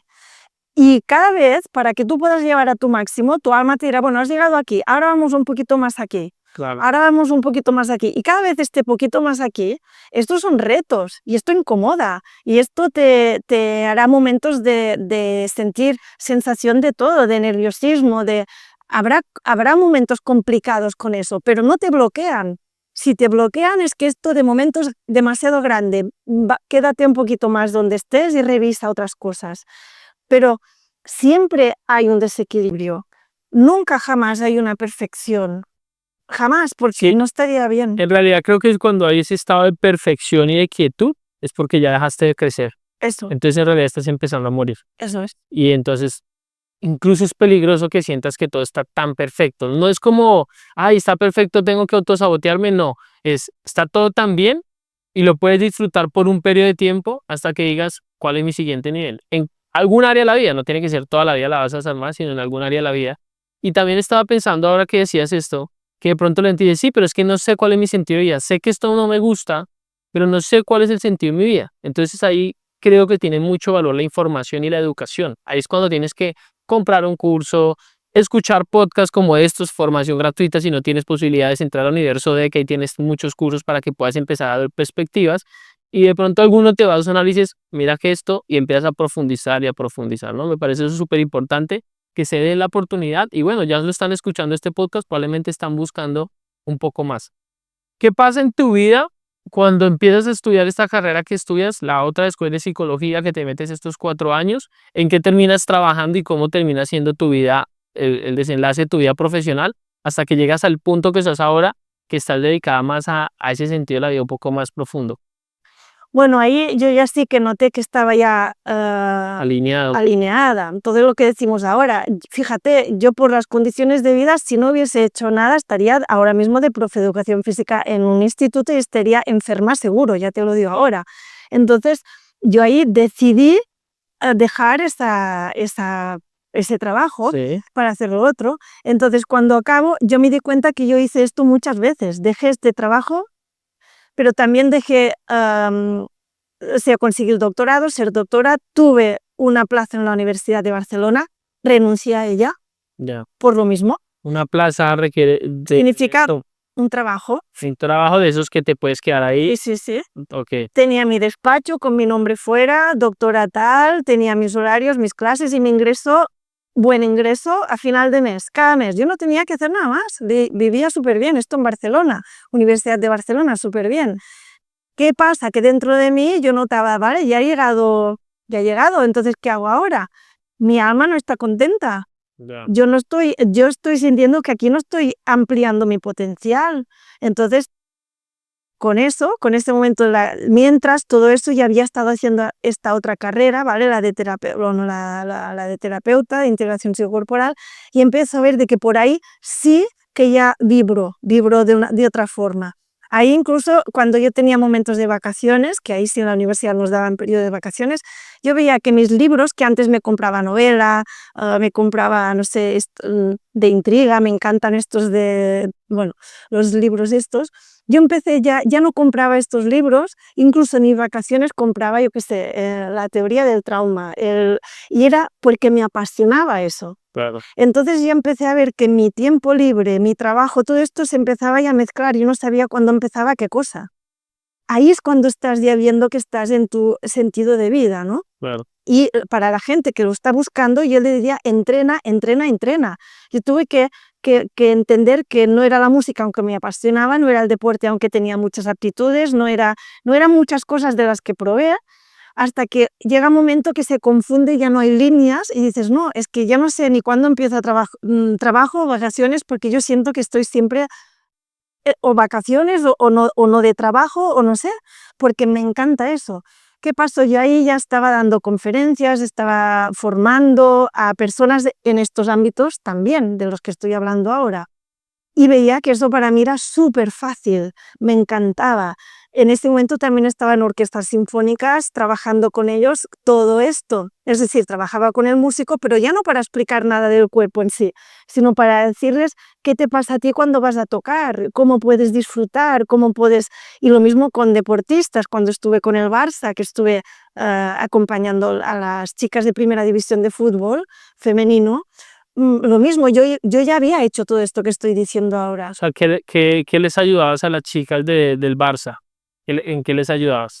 Bueno, ahí estamos con toda la plantilla, de hecho, tanto las propias jugadoras como el equipo médico, como los entrenadores, trabajábamos con toda la plantilla, éramos 3 personas, entonces les acompañábamos a poder, primero, generar un equipo consistente, que se pudiera entender, que fuera sólido, y sobre todo a las chicas también que pudieran sostener lo que significa entrar en un equipo como ese y que sabían que tenía una expansión, preveían que había una expansión muy clara, ¿no? Entonces hay que preparar para poder sostener todo lo que significa esto, a nivel Claro. de todos los niveles, salir en prensa, el dinero que vas a ganar, todo. Ok. Después de que trabajas con ellos y entonces empiezas a convertirte ahí en una coach. Me dijiste ahora que habías pasado por un divorcio. ¿Eso fue antes, después? ¿O ese? Esto yo ya, el divorcio fue, o sea, que oficialmente 2015, ahora hace 10 años, pero yo interiormente, que es una persona que sigo apreciando mucho y le quiero mucho, yo ya sentía desde hacía más años, tiempo, ¿Sí? que eso no estaba, por lo mismo, es lo mismo, tengo aptitudes para correr, pero no, entonces lo mismo, o sea, nos queremos, sentimos que somos buenas personas, pero yo sentía que nos habíamos encontrado para reparar algo, pero cuando eso ya se había colocado y reparado, la pareja en sí ya no tenía más recorrido. Veo que por lo que contaste también de la relación pasada y ahorita como lo cuentas, desarrollas o sea, lo veo como en tu historia. Dejaste algo que te gustaba, que era o que lo hacías bien, que era el deporte, bueno, las carreras, incluso quedando de primeras. Dejaste un poco luego la música, teniendo reconocimiento. Dejaste este primer novio que tuviste como a los veintitantos que te generó esto. Ahora, pues, un divorcio que también dices como que desarrollaste o tienes, no sé si eres consciente de una habilidad para poder soltar, sin quitarle lo fuerte que puede ser emocionalmente, la carga, o sea, no es desprendida de las cosas, sino tomas la decisión de dejar cosas que sientes que no te van a llevar.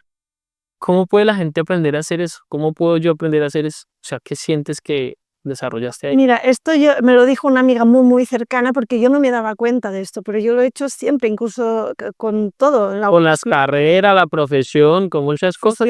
con las parejas, porque yo creo que tiene que ver con eso de justamente el sentido de vida. Por eso te digo, desde pequeñita yo tenía como una sensación de que ya estábamos aquí por algo. Yo me acuerdo decirle a mi madre, ella no se acuerda, le pregunté hace poco, ¿te acuerdas de esta pregunta? Le dije, oye, aquí a mí me da la sensación que estamos como todos haciendo un teatro. Yo tenía la sensación que era como que tú vienes aquí, te dan unas cartas y tú vas a jugar con esas cartas. Yo qué sé, te toca, pues mira, carpintero, vivirás en este pueblo, tendrás esto, ¿sabes? Estas son tus cartas y tienes que jugar, pero tu alma tiene un propósito. Entonces tú tienes que al final adivinar, por decirlo de alguna forma, cuál es tu propósito, pero con estas cartas que te han tocado. Y lo que seguro es que con las cartas que te han tocado puedes. Okay. Eso todo el mundo. Y cuando yo de pequeñita, yo siempre tenía la sensación que había algo mucho más allá que no se estaba viendo, que estaba ahí. ¿Qué le preguntaste a tu mamá? Y le pregunté, pues la pregunta. Le dijo, oye, le dije dos, de hecho, le dije, oye, ¿y yo quién soy? Esto me acuerdo todavía, ella estaba fregando platos y me miró con una cara diciendo, esta niña mía se ha zumbado, ¿le ha pasado algo? Y me dice, ¿pero qué? ¿Qué me estás diciendo? Digo, ¿yo quién soy? Porque yo me acuerdo muy bien de cuando yo me di cuenta de que yo me podía ver a mí misma. Entonces digo, a ver, si yo me puedo ver a mí misma, esa, ¿quién es? O sea, o quién es esta o quién es esta. Porque eso es raro. Y yo me acuerdo dónde estaba cuando me vino esta sensación, todo. Y cuando subí le pregunté esto, ella me miró con cara de decir, a mi hija se ha zumbado totalmente, pasa algo, tenemos que hacer algo. Me preguntó y yo pensé, bueno, ahí no supo, Es una pregunta muy difícil. ni qué le preguntaba, porque yo tampoco sabía explicarle mucho más, yo era una niña, literal. Y después, claro, cuando me viene lo de ¿Cuál fue la segunda pregunta? la segunda era esta, ¿no? Es un poquito eso de que va la vida.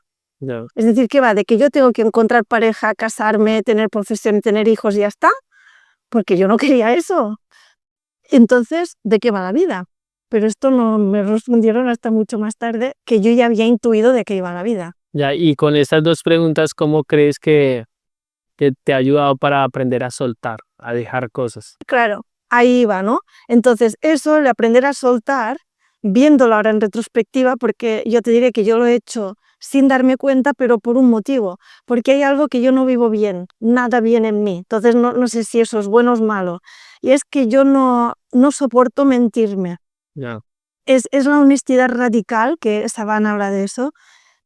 No puedo, es decir, yo no puedo estar con una persona si sé que en el fondo yo no estoy con esa persona, o estar en un trabajo si yo sé que ahí no estoy siendo yo, no puedo explorar todo. Y yo he dejado trabajos sin tener nada después.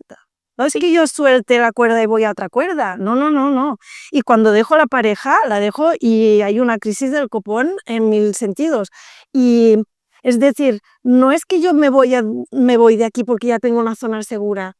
Y esto lo estoy diciendo, ojo, y no para nada quiero colgarme medallas, no digo que esto sea Bueno, ni nada. Lo hago porque es que no sé hacer otra cosa. ya, una pregunta, ¿cómo has trabajado el no sentir que no te importa? O sea, si tienes una pareja y si estamos bien, ¿por qué no te sientes? O sea, no te importa, o sea, me imagino que has tenido ese diálogo. O un trabajo, ¿no? Pues ya tengo un trabajo en un club deportivo, o tengo un trabajo en una universidad, o en un colegio, o en un doctorado, o sea, estás bien y lo dejo, pero te vas para otro lado, no, es que no me siento bien acá. Entonces genera esa sensación de, es que no te importo, o sea, como persona, o imagínate que yo soy tu empleado, no te importo, Sí, ¿cómo lo manejas? claro, te refieres a la persona, ¿no? A la persona o Claro, a tu jefe o tu jefa o lo que sea. O sea, es que no se están importando tanto que hemos metido acá y hubo una pareja también, que es un poco más dramático, pero en general, porque lo has hecho en muchas áreas. O sea, no es que lo hagas en el área emocional nomás, sino en todas las áreas es lo que yo he visto o en varias.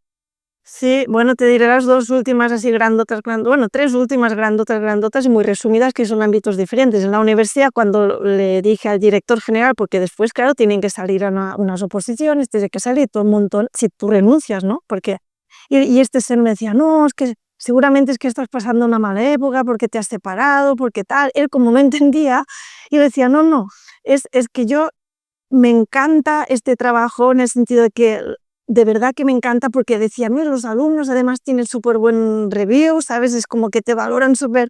Y decía, sí, es que no me voy ni por vosotros, ni por ellos, ni por él. Noto que hay algo que tengo que hacer, que si me quedo aquí, me estaré mintiendo y no puedo hacer eso. ¿Cuánto Y duraste ahí en la universidad? en la universidad bueno, ahí estuve muchos años haciendo cosas diferentes. O sea, yo acabé la universidad y prácticamente me quedé ahí de una Ah, forma u otra. entonces ahí te decía, ¿por qué te vas? Y dijiste, ¿por qué sí? Y claro, decía, porque digo, mira, ya sé que no se entiende, porque la gente habitualmente No es que no se difícil. entiende. Claro. Y yo decía, mira, yo solo sé que, qué es lo que, qué es lo que es bueno para todos, porque si me quedo aquí sin estar al 100%, eso no está bien, incluso con una pareja, ¿no? Claro. No está bien, no es honesto para ti que yo me quede si yo no estoy al 100%. Y tampoco es honesto para mí, porque si no estoy al 100%, al final esto va a acabar y va a acabar mucho peor o muy mal. Entonces es mejor que si yo ya me doy cuenta de que hablemos de esto, que pongamos solución. Ahí en la universidad pues me decía eso, ¿no? Y decía, no es eso, pero bueno, os lo digo con tiempo, yo quise cuidar el contexto, es decir, para que podáis con tiempo, no los dejé colgados, ¿no? Entonces acabé todo el curso, pero los avisé con tiempo para que pudieran hacer todo lo que fuera administrativamente para poder dar espacio para otra persona. Y con la relación lo hablamos muchísimo. De hecho, él siempre me dice, ¿tienes permiso para hablar de lo que sea? El ex, ahora estoy con otra persona, para si es necesario. Y lo hablamos mucho, él también venía muy trabajado terapéuticamente, entonces yo le decía, es que el amor es necesario en una pareja, pero no es suficiente. Okay.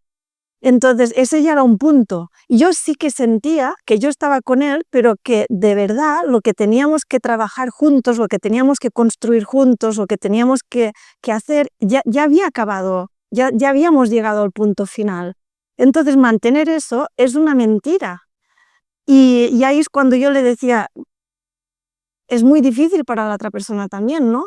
Pero para mí también. Yo siempre pensaba, ojalá fuera él que me dejara, porque es más fácil. Yo he vivido las dos partes, ¿no? Y te diré que prefiero el otro, porque al menos, mira, pero es que yo no quería eso. Ojalá hubiese funcionado todo súper bien y hasta que la muerte te separe. Pero no, y no tiene que ver con el no querer, tiene que ver con el que yo sé, estoy notando mis 100%, todos mis poros de mi cuerpo notan que esto ya está caducando, ya llega la etapa que ya está cerrando. Y podemos hacer ver que no es así, pero esto es. Entonces, cuando ya le dije, le dije, yo es que yo te quiero, o sea, no quiero que pase nada malo, pero la realidad es esta. Y venía de una herida, como te decía. Nosotros nos habíamos encontrado porque yo le hacía de alguna forma de mamá y él me hacía de papá. Cuando esto se sanó, después ya no era saludable, nadie tiene que hacer de mamá y de papá dentro de una pareja. Entonces, si hubiésemos quedado ahí, eso se habría enfermado. Y por eso yo siento que lo honesto, aunque muy doloroso, porque esto no es fácil, que cuando yo hago estos cambios, no es que no sea, ni es fácil, ni es que no haya dolor hay. Claro. ¿Cómo evitar también el que una persona piense que debe estar cambiando todo el tiempo? O sea, ¿cómo identificar que no es un momento donde tú dices, estoy pasando una crisis, como te decía tu jefe, esto es lo que tengo que hacer? ¿Cómo una persona podría identificar que no es un capricho y de verdad es la voz de tu alma? ¿Cómo dices? O la voz del ser, ¿cómo crees? Sí, eso sí que es más sutil, ¿vale? Y tú antes también me preguntabas, ¿cómo lo podemos aprender? Yo te diría tanto cómo lo puedo aprender, ¿no? Del soltar, si es el momento de soltar, o cómo poder diferenciar. Y las dos te daría la misma respuesta, que tiene que ver con el autoconocimiento. Hay una parte que es sí o sí, yo necesito saber de mí, yo necesito conocerme. ¿Por qué? Porque si yo me conozco y yo sé cómo vibro con una cosa o con otra, por eso es importante el entrenar. Si yo sé que yo, aunque gane carreras, yo no vibro, yo ya sé qué significa no vibrar. Yo me pasé muchos años, sin tener ni idea hacia dónde ir exactamente. Claro. Y me acuerdo de escribir y pensando, pero ¿cuál es? ¿Hacia dónde voy? ¿Para dónde voy? Hasta que empecé a decir, bueno, por aquí no. Es decir, correr no. Sé que música no. Me encanta, me apasiona, pero no es por ahí. Sé que educación física no.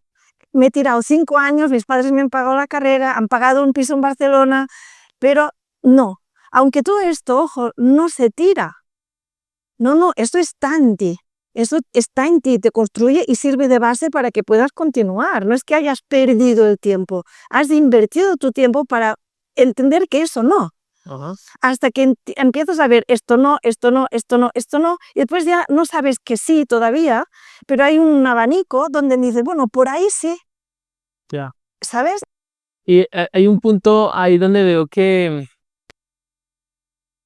tú entras en escenarios, en situaciones, en relaciones que te exigen construirte, pero como construirte cuesta y duele, por ejemplo, en el que dijiste, yo entré de esta herida a esta relación y esta persona desde esta herida, en el proceso tuvieron que construirse.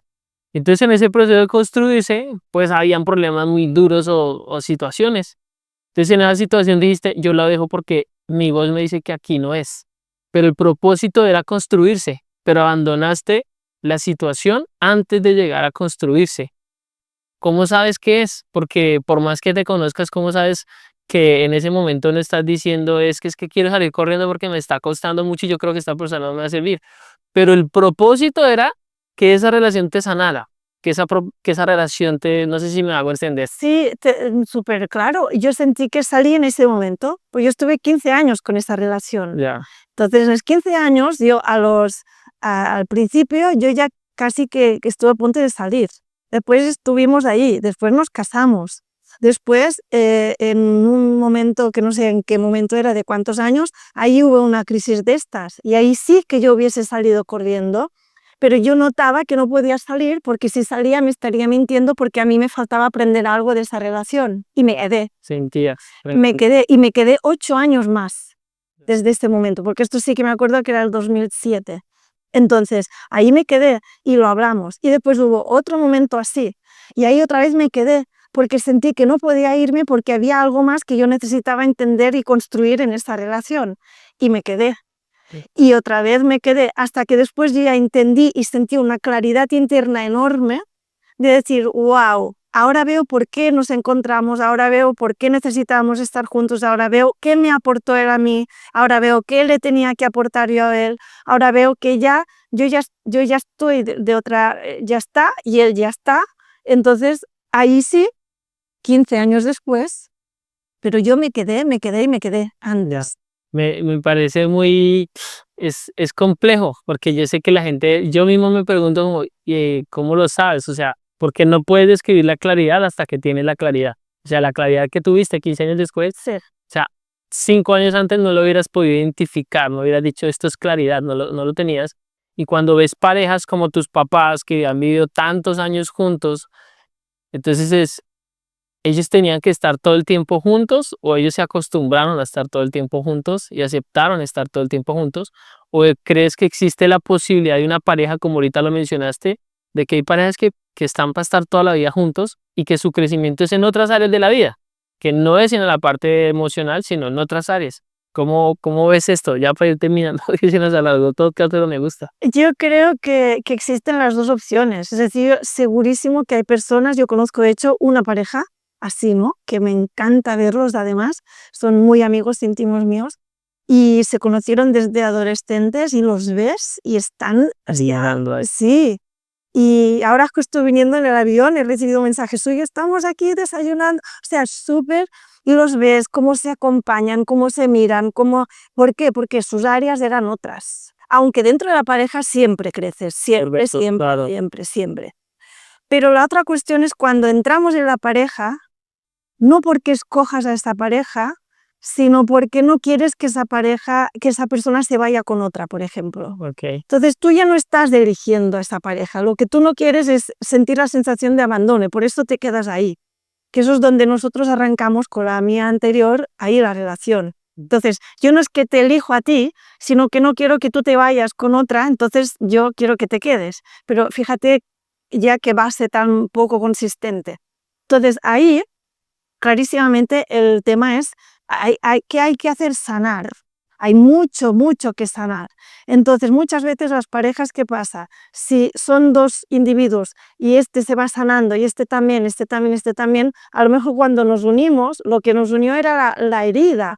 Lo que teníamos es que nos atrajo, pues que a mí me abandonaron, a mí también, entonces nos atraemos. Pero entonces cuando ya estoy más sana y aquí también estoy más sano, más sana, llega un momento que digo, bueno, te quiero, pero ya no nos necesitamos, en el sentido de yo ya no te necesito porque ya me reparé y tú también. Claro. Entonces esto no era una pareja de verdad, era una relación donde nos encontramos para ayudarnos a sanar, para llegar hasta el punto donde hemos llegado, pero realmente no somos pareja, éramos dos personas que estábamos heridas y que necesitábamos evolucionar hasta el punto de llegar a poder sanar. Ya cuando dices pareja, sí, que están emparejados, o sea, que están como en el mismo hacia el mismo lugar.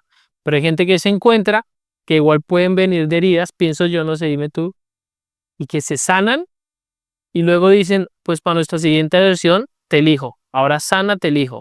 Es- O yo siento que necesito ir a otro lado porque aquí ya siento que no. O sea, esa decisión, ¿cómo lo ves? Sí, es Sí, así. sí, es totalmente viable. Por ejemplo, yo siempre tenía la esperanza con esa persona. Cada vez que había una de estas crisis, digo, bueno, ya está, teníamos que ver eso y ahora construimos juntos. Claro.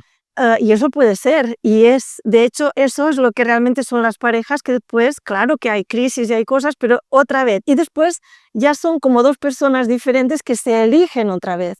Ya, Entonces te vuelvo a elegir. tremendo. Entonces son las dos personas las mismas, pero diferentes. Sí. Entonces yo soy hoy en el 2025, pero no soy la del 2015.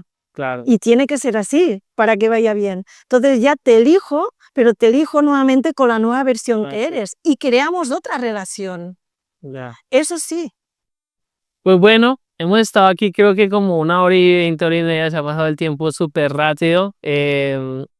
Para terminar, seguro en otra ocasión que venga grabamos otro podcast porque tienes mucha información, has estudiado mucho de esto, has puesto mucho en la práctica. Ahora, ¿qué estás haciendo? ¿Cómo estás ayudando a las personas actualmente? ¿Qué haces? ¿Das cursos, das servicios? ¿Qué proyecto tienes? Sí. Ahora me venía la risa porque aquí es otro de estos cambios. Yo tenía en Menorca, tenía consulta privada, y lo digo porque tiene relación con esto que me preguntas, ¿eh? Y tenía full total, o sea, con lista de espera enorme. Y daba formación, que todavía la doy en la universidad, doy posgrados y másters, esto sigo, ¿Posgrados y máster en qué? en temas así de liderazgo, de relaciones, de autoestima, bueno, todo lo que hablamos ahora, básicamente asignaturas de este tipo, Tremendo. tanto en la Universidad de Barcelona como la de Baleares, en la UIP, en Mallorca, en este caso, tengo que viajar a Mallorca. Y esto es lo que hacía, ¿vale? Hace 3 años. Sí. Consulta, esto y conferencias, que me encanta compartir con la gente, pues todo eso. ¿Qué pasó? Estando a full, con la consulta llena, con lista de espera de meses, me uno con Carolina Angarita, que nos conocíamos desde el 1996, nos conocimos en Londres, Londres. brasileras allá, aprendiendo inglés. Y resulta que aquí en Madrid tuvimos una conversación y decidimos crear un proyecto que es LIT, ¿vale? Entonces, ¿qué pasó? Que yo después me vi con ese proyecto nuevo que yo jamás, yo no, el móvil ni tenía móvil. Bueno, yo tenía móvil, pero para llamar y nada. Tú vienes del pueblo, de la isla, de la tranquilidad. ¿Qué redes sociales? ¿De qué ve? Sí, ¿qué me estás hablando? Yo no tenía redes sociales, por supuestísimo, no escuchaba nada de... No tenía ni internet en casa, para decirte. No tengo tele. Yo voy a vivir así como tú mías, te lo garantizo que así voy a vivir. Pues ya me lo dirás. Claro. Entonces, ¿qué hice? Cerrar la consulta. Ok. Cerrar teniendo full, lleno, con lista de espera de meses. ¿Por qué? Porque llegó un momento que era insostenible el poder viajar como estaba haciendo, el poder construir y el meterme en este otro campo que para mí es totalmente nuevo, de crear un producto digital, de todo eso, que además me suena chino mandarín todavía, pero que reconozco que también es la forma de llegar a mucha gente, ¿no? Entonces, y ahí también empecé a notar que, aunque era muy incómodo el salto, porque yo estaba súper bien en mi casita, con la consulta llena, con mi agenda súper bien, con todo súper bien, y decir, wow, ahora tengo otra vez que cerrar esto, Claro. para irme a hacer otra cosa, que ni siquiera sé qué va a pasar y qué no va a pasar. Pero sentía de nuevo que mi alma decía, chica, si tú quieres, tienes que entregar algo diferente, tienes que pasar el testigo, y haciendo lo que haces aquí tan cómoda no es. Entonces cierra. Entonces empecé a avisar a toda la gente que estaba conmigo a meses de antelación para ir cerrando, derivando, venga, profesionales para que pudieran seguir atendidos, y yo arrancando todo el otro proceso. Entonces, ¿ahora qué hago? Alguna vez sesiones puntuales, porque casi cada semana me están llamando prácticamente, y excepcionalmente a veces hago alguna sesión puntual, pero arrancamos con Carolina Leads, que es el leadclub.club, que es este programa donde acompañamos a personas que han llegado a su éxito profesional, pero que quieren justamente atender a su llamado de alma y quieren hacer otras cosas, les acompañamos en eso. También estoy dando conferencias, que también esto me sigue apasionando. Creamos también con Caro pues el programa Alas, que también es para acompañar a personas a que puedan convertirse en speakers y que puedan hablar pues en público. Y paralelamente pues sigo de profe, esto sí, en la universidad. Y como te digo, bueno, claro, mi parte terapéutica, después además de coach, también de terapeuta me formé como coach durante 2 años. Entonces, eso sigue en mí. Entonces, esto no lo puedo, esto está en mí, pero noto, ahora, por ejemplo, mi foco de ahora, estoy escribiendo un libro que quiero trasladar todo esto de estos 10 años últimos. Lo estoy escribiendo para también poderme mover más en España y básicamente eso, seguir con Caro con estos programas que tenemos y continuar acompañando a mucha gente. Claro, ¿de qué va a ser el libro? ¿De qué vas a hablar en el libro? Pues del libro básicamente tiene que ver con un poquito con lo que hemos hablado hoy, de cómo puedes vivir la vida, pero sufrir lo mínimo posible, pero llegar a tu máximo potencial, pero haciendo la vida lo más suave posible. Y lo estás escribiendo allá en Menorca. Sí. Muy bien. Pues bueno, nosotros tenemos la membresía de Universo D, donde nos gusta tener gente. Tienes una vida súper fascinante, eres una académica, estudiosa, tienes un poquito esa vena pues, de tus papás, porque los dos fueron muy estudiosos y de la creación. Estará muy chévere que luego, si quieres, te grabes un curso de 2 horitas, 3 horitas como introductorio de todo esto que tienes desde algún ángulo, para que lo pongamos en Universo D y la gente pueda conocer más de ti, porque se me hizo súper, súper chévere la charla desde Menorca y la vida en un pueblo, en una isla, hasta toda la parte y el encuentro espiritual, el encuentro del ser. Me pareció brutal, brutal. Y bueno, para terminar, 2 cositas. La primera, un mensaje final que le quisieras dar a la gente que nos está escuchando, algo que les quisieras decir, que les diría, este sería mi mensaje para ti. ¿Cuál sería ese mensaje? A ver, el mensaje para ti, yo te diría que aprovecha la vida, es decir, en el sentido de confía, confía, confía, que sí que has venido para algo, que claramente sí que tiene sentido que estés en esta vida, que si todavía no tienes claro el qué y el para qué, que lo busques, porque todas las personas, todas y sin excepción, todas formamos parte de un gran puzzle, entonces tu pieza del puzzle es imprescindible para que todo el cuadro tenga sentido. Entonces, si todavía no tienes claro para dónde, sigue buscando. Si tienes claro para dónde, continúa y seguramente tendrás que seguir, pues eso, viviendo momentos de crecimiento, pero continúa, porque tiene sentido. Muy bien. ¿Y tienes redes sociales? Ahora, ¿cómo te pueden seguir en redes sociales? Ahora ya tengo redes sociales, ahora sí, nuevecitas desde hace como 1 año y medio, 2, creo que era. En Instagram, bueno, Instagram, YouTube, Facebook, LinkedIn, en todos sitios es mi nombre realmente, Betlem Gomila. Betlem, Betlem. Correcto. Pero se pronuncia mejor en Betlem. Betlem. Me suena como árabe, no sé. Me suena muy chévere. Pues bueno, ahí vamos a dar tus redes sociales en la parte de abajo también para que te sigan. Vuelvo y te extiendo la invitación al Universo D. Creo que tienes información muy poderosa y me hiciste reflexionar sobre muchas cosas. Te lo digo honestamente, estoy pensando mucho en tus respuestas y reflexionando para mí. Y también me doy cuenta que hay mucha gente, cracks, como digo yo, duros como tú, que están ahí, alejados, sin exponerse, sin llevar su mensaje al mundo, y son cracks. O sea, es gente que se ha trabajado muchísimo, que ha filosofado muchísimo, que ha pensado, que ha estudiado muchísimo, también a nivel científico, técnico, han estudiado muchísimo. Otros que han sido autodidactas, que están por ahí perdidos, y eso los quiero encontrar. Si me estás escuchando, escríbeme. Los quiero encontrar para entrevistarlos, porque hay ideas muy fascinantes de las cuales podemos aprender, más allá de la gente que es muy conocida, que también hay unos muy cracks, pero seguro hay muchísimos más desconocidos. Y de pronto hay gente que nos está escuchando, que tiene esa voz, que se han preparado, que tienen mensajes para compartir, que no tienen la autoestima de decir, o que no saben ni siquiera que es posible enseñarle a tanta gente, y que hay gente que va a resonar contigo, que va a resonar conmigo, que va a resonar con ellos, y que les podemos cambiar la vida a otras personas, ¿no? Entonces me parece brutal. Y mira, eras uno de esos diamantes por ahí que estabas escondido. Súper bueno. Betlem. ¿Belém? Betlem. Me gusta. Pues muchas gracias por estar aquí. Recuerden todos ustedes suscribirse al canal, darle like, darle a la campanita para que cuando salga un podcast nuevo aquí abajo aparece una campanita. Dale a la campanita y dale en suscribirse. Con eso, cuando salga un podcast nuevo, te llega una pequeña notificación y puedes seguir aprendiendo, porque el desarrollo personal para mí nunca para, así como seguro también es para ti el conocimiento. Así que bueno, nada más. Nos vemos a la próxima y chao. Chao, chao. Nos vemos.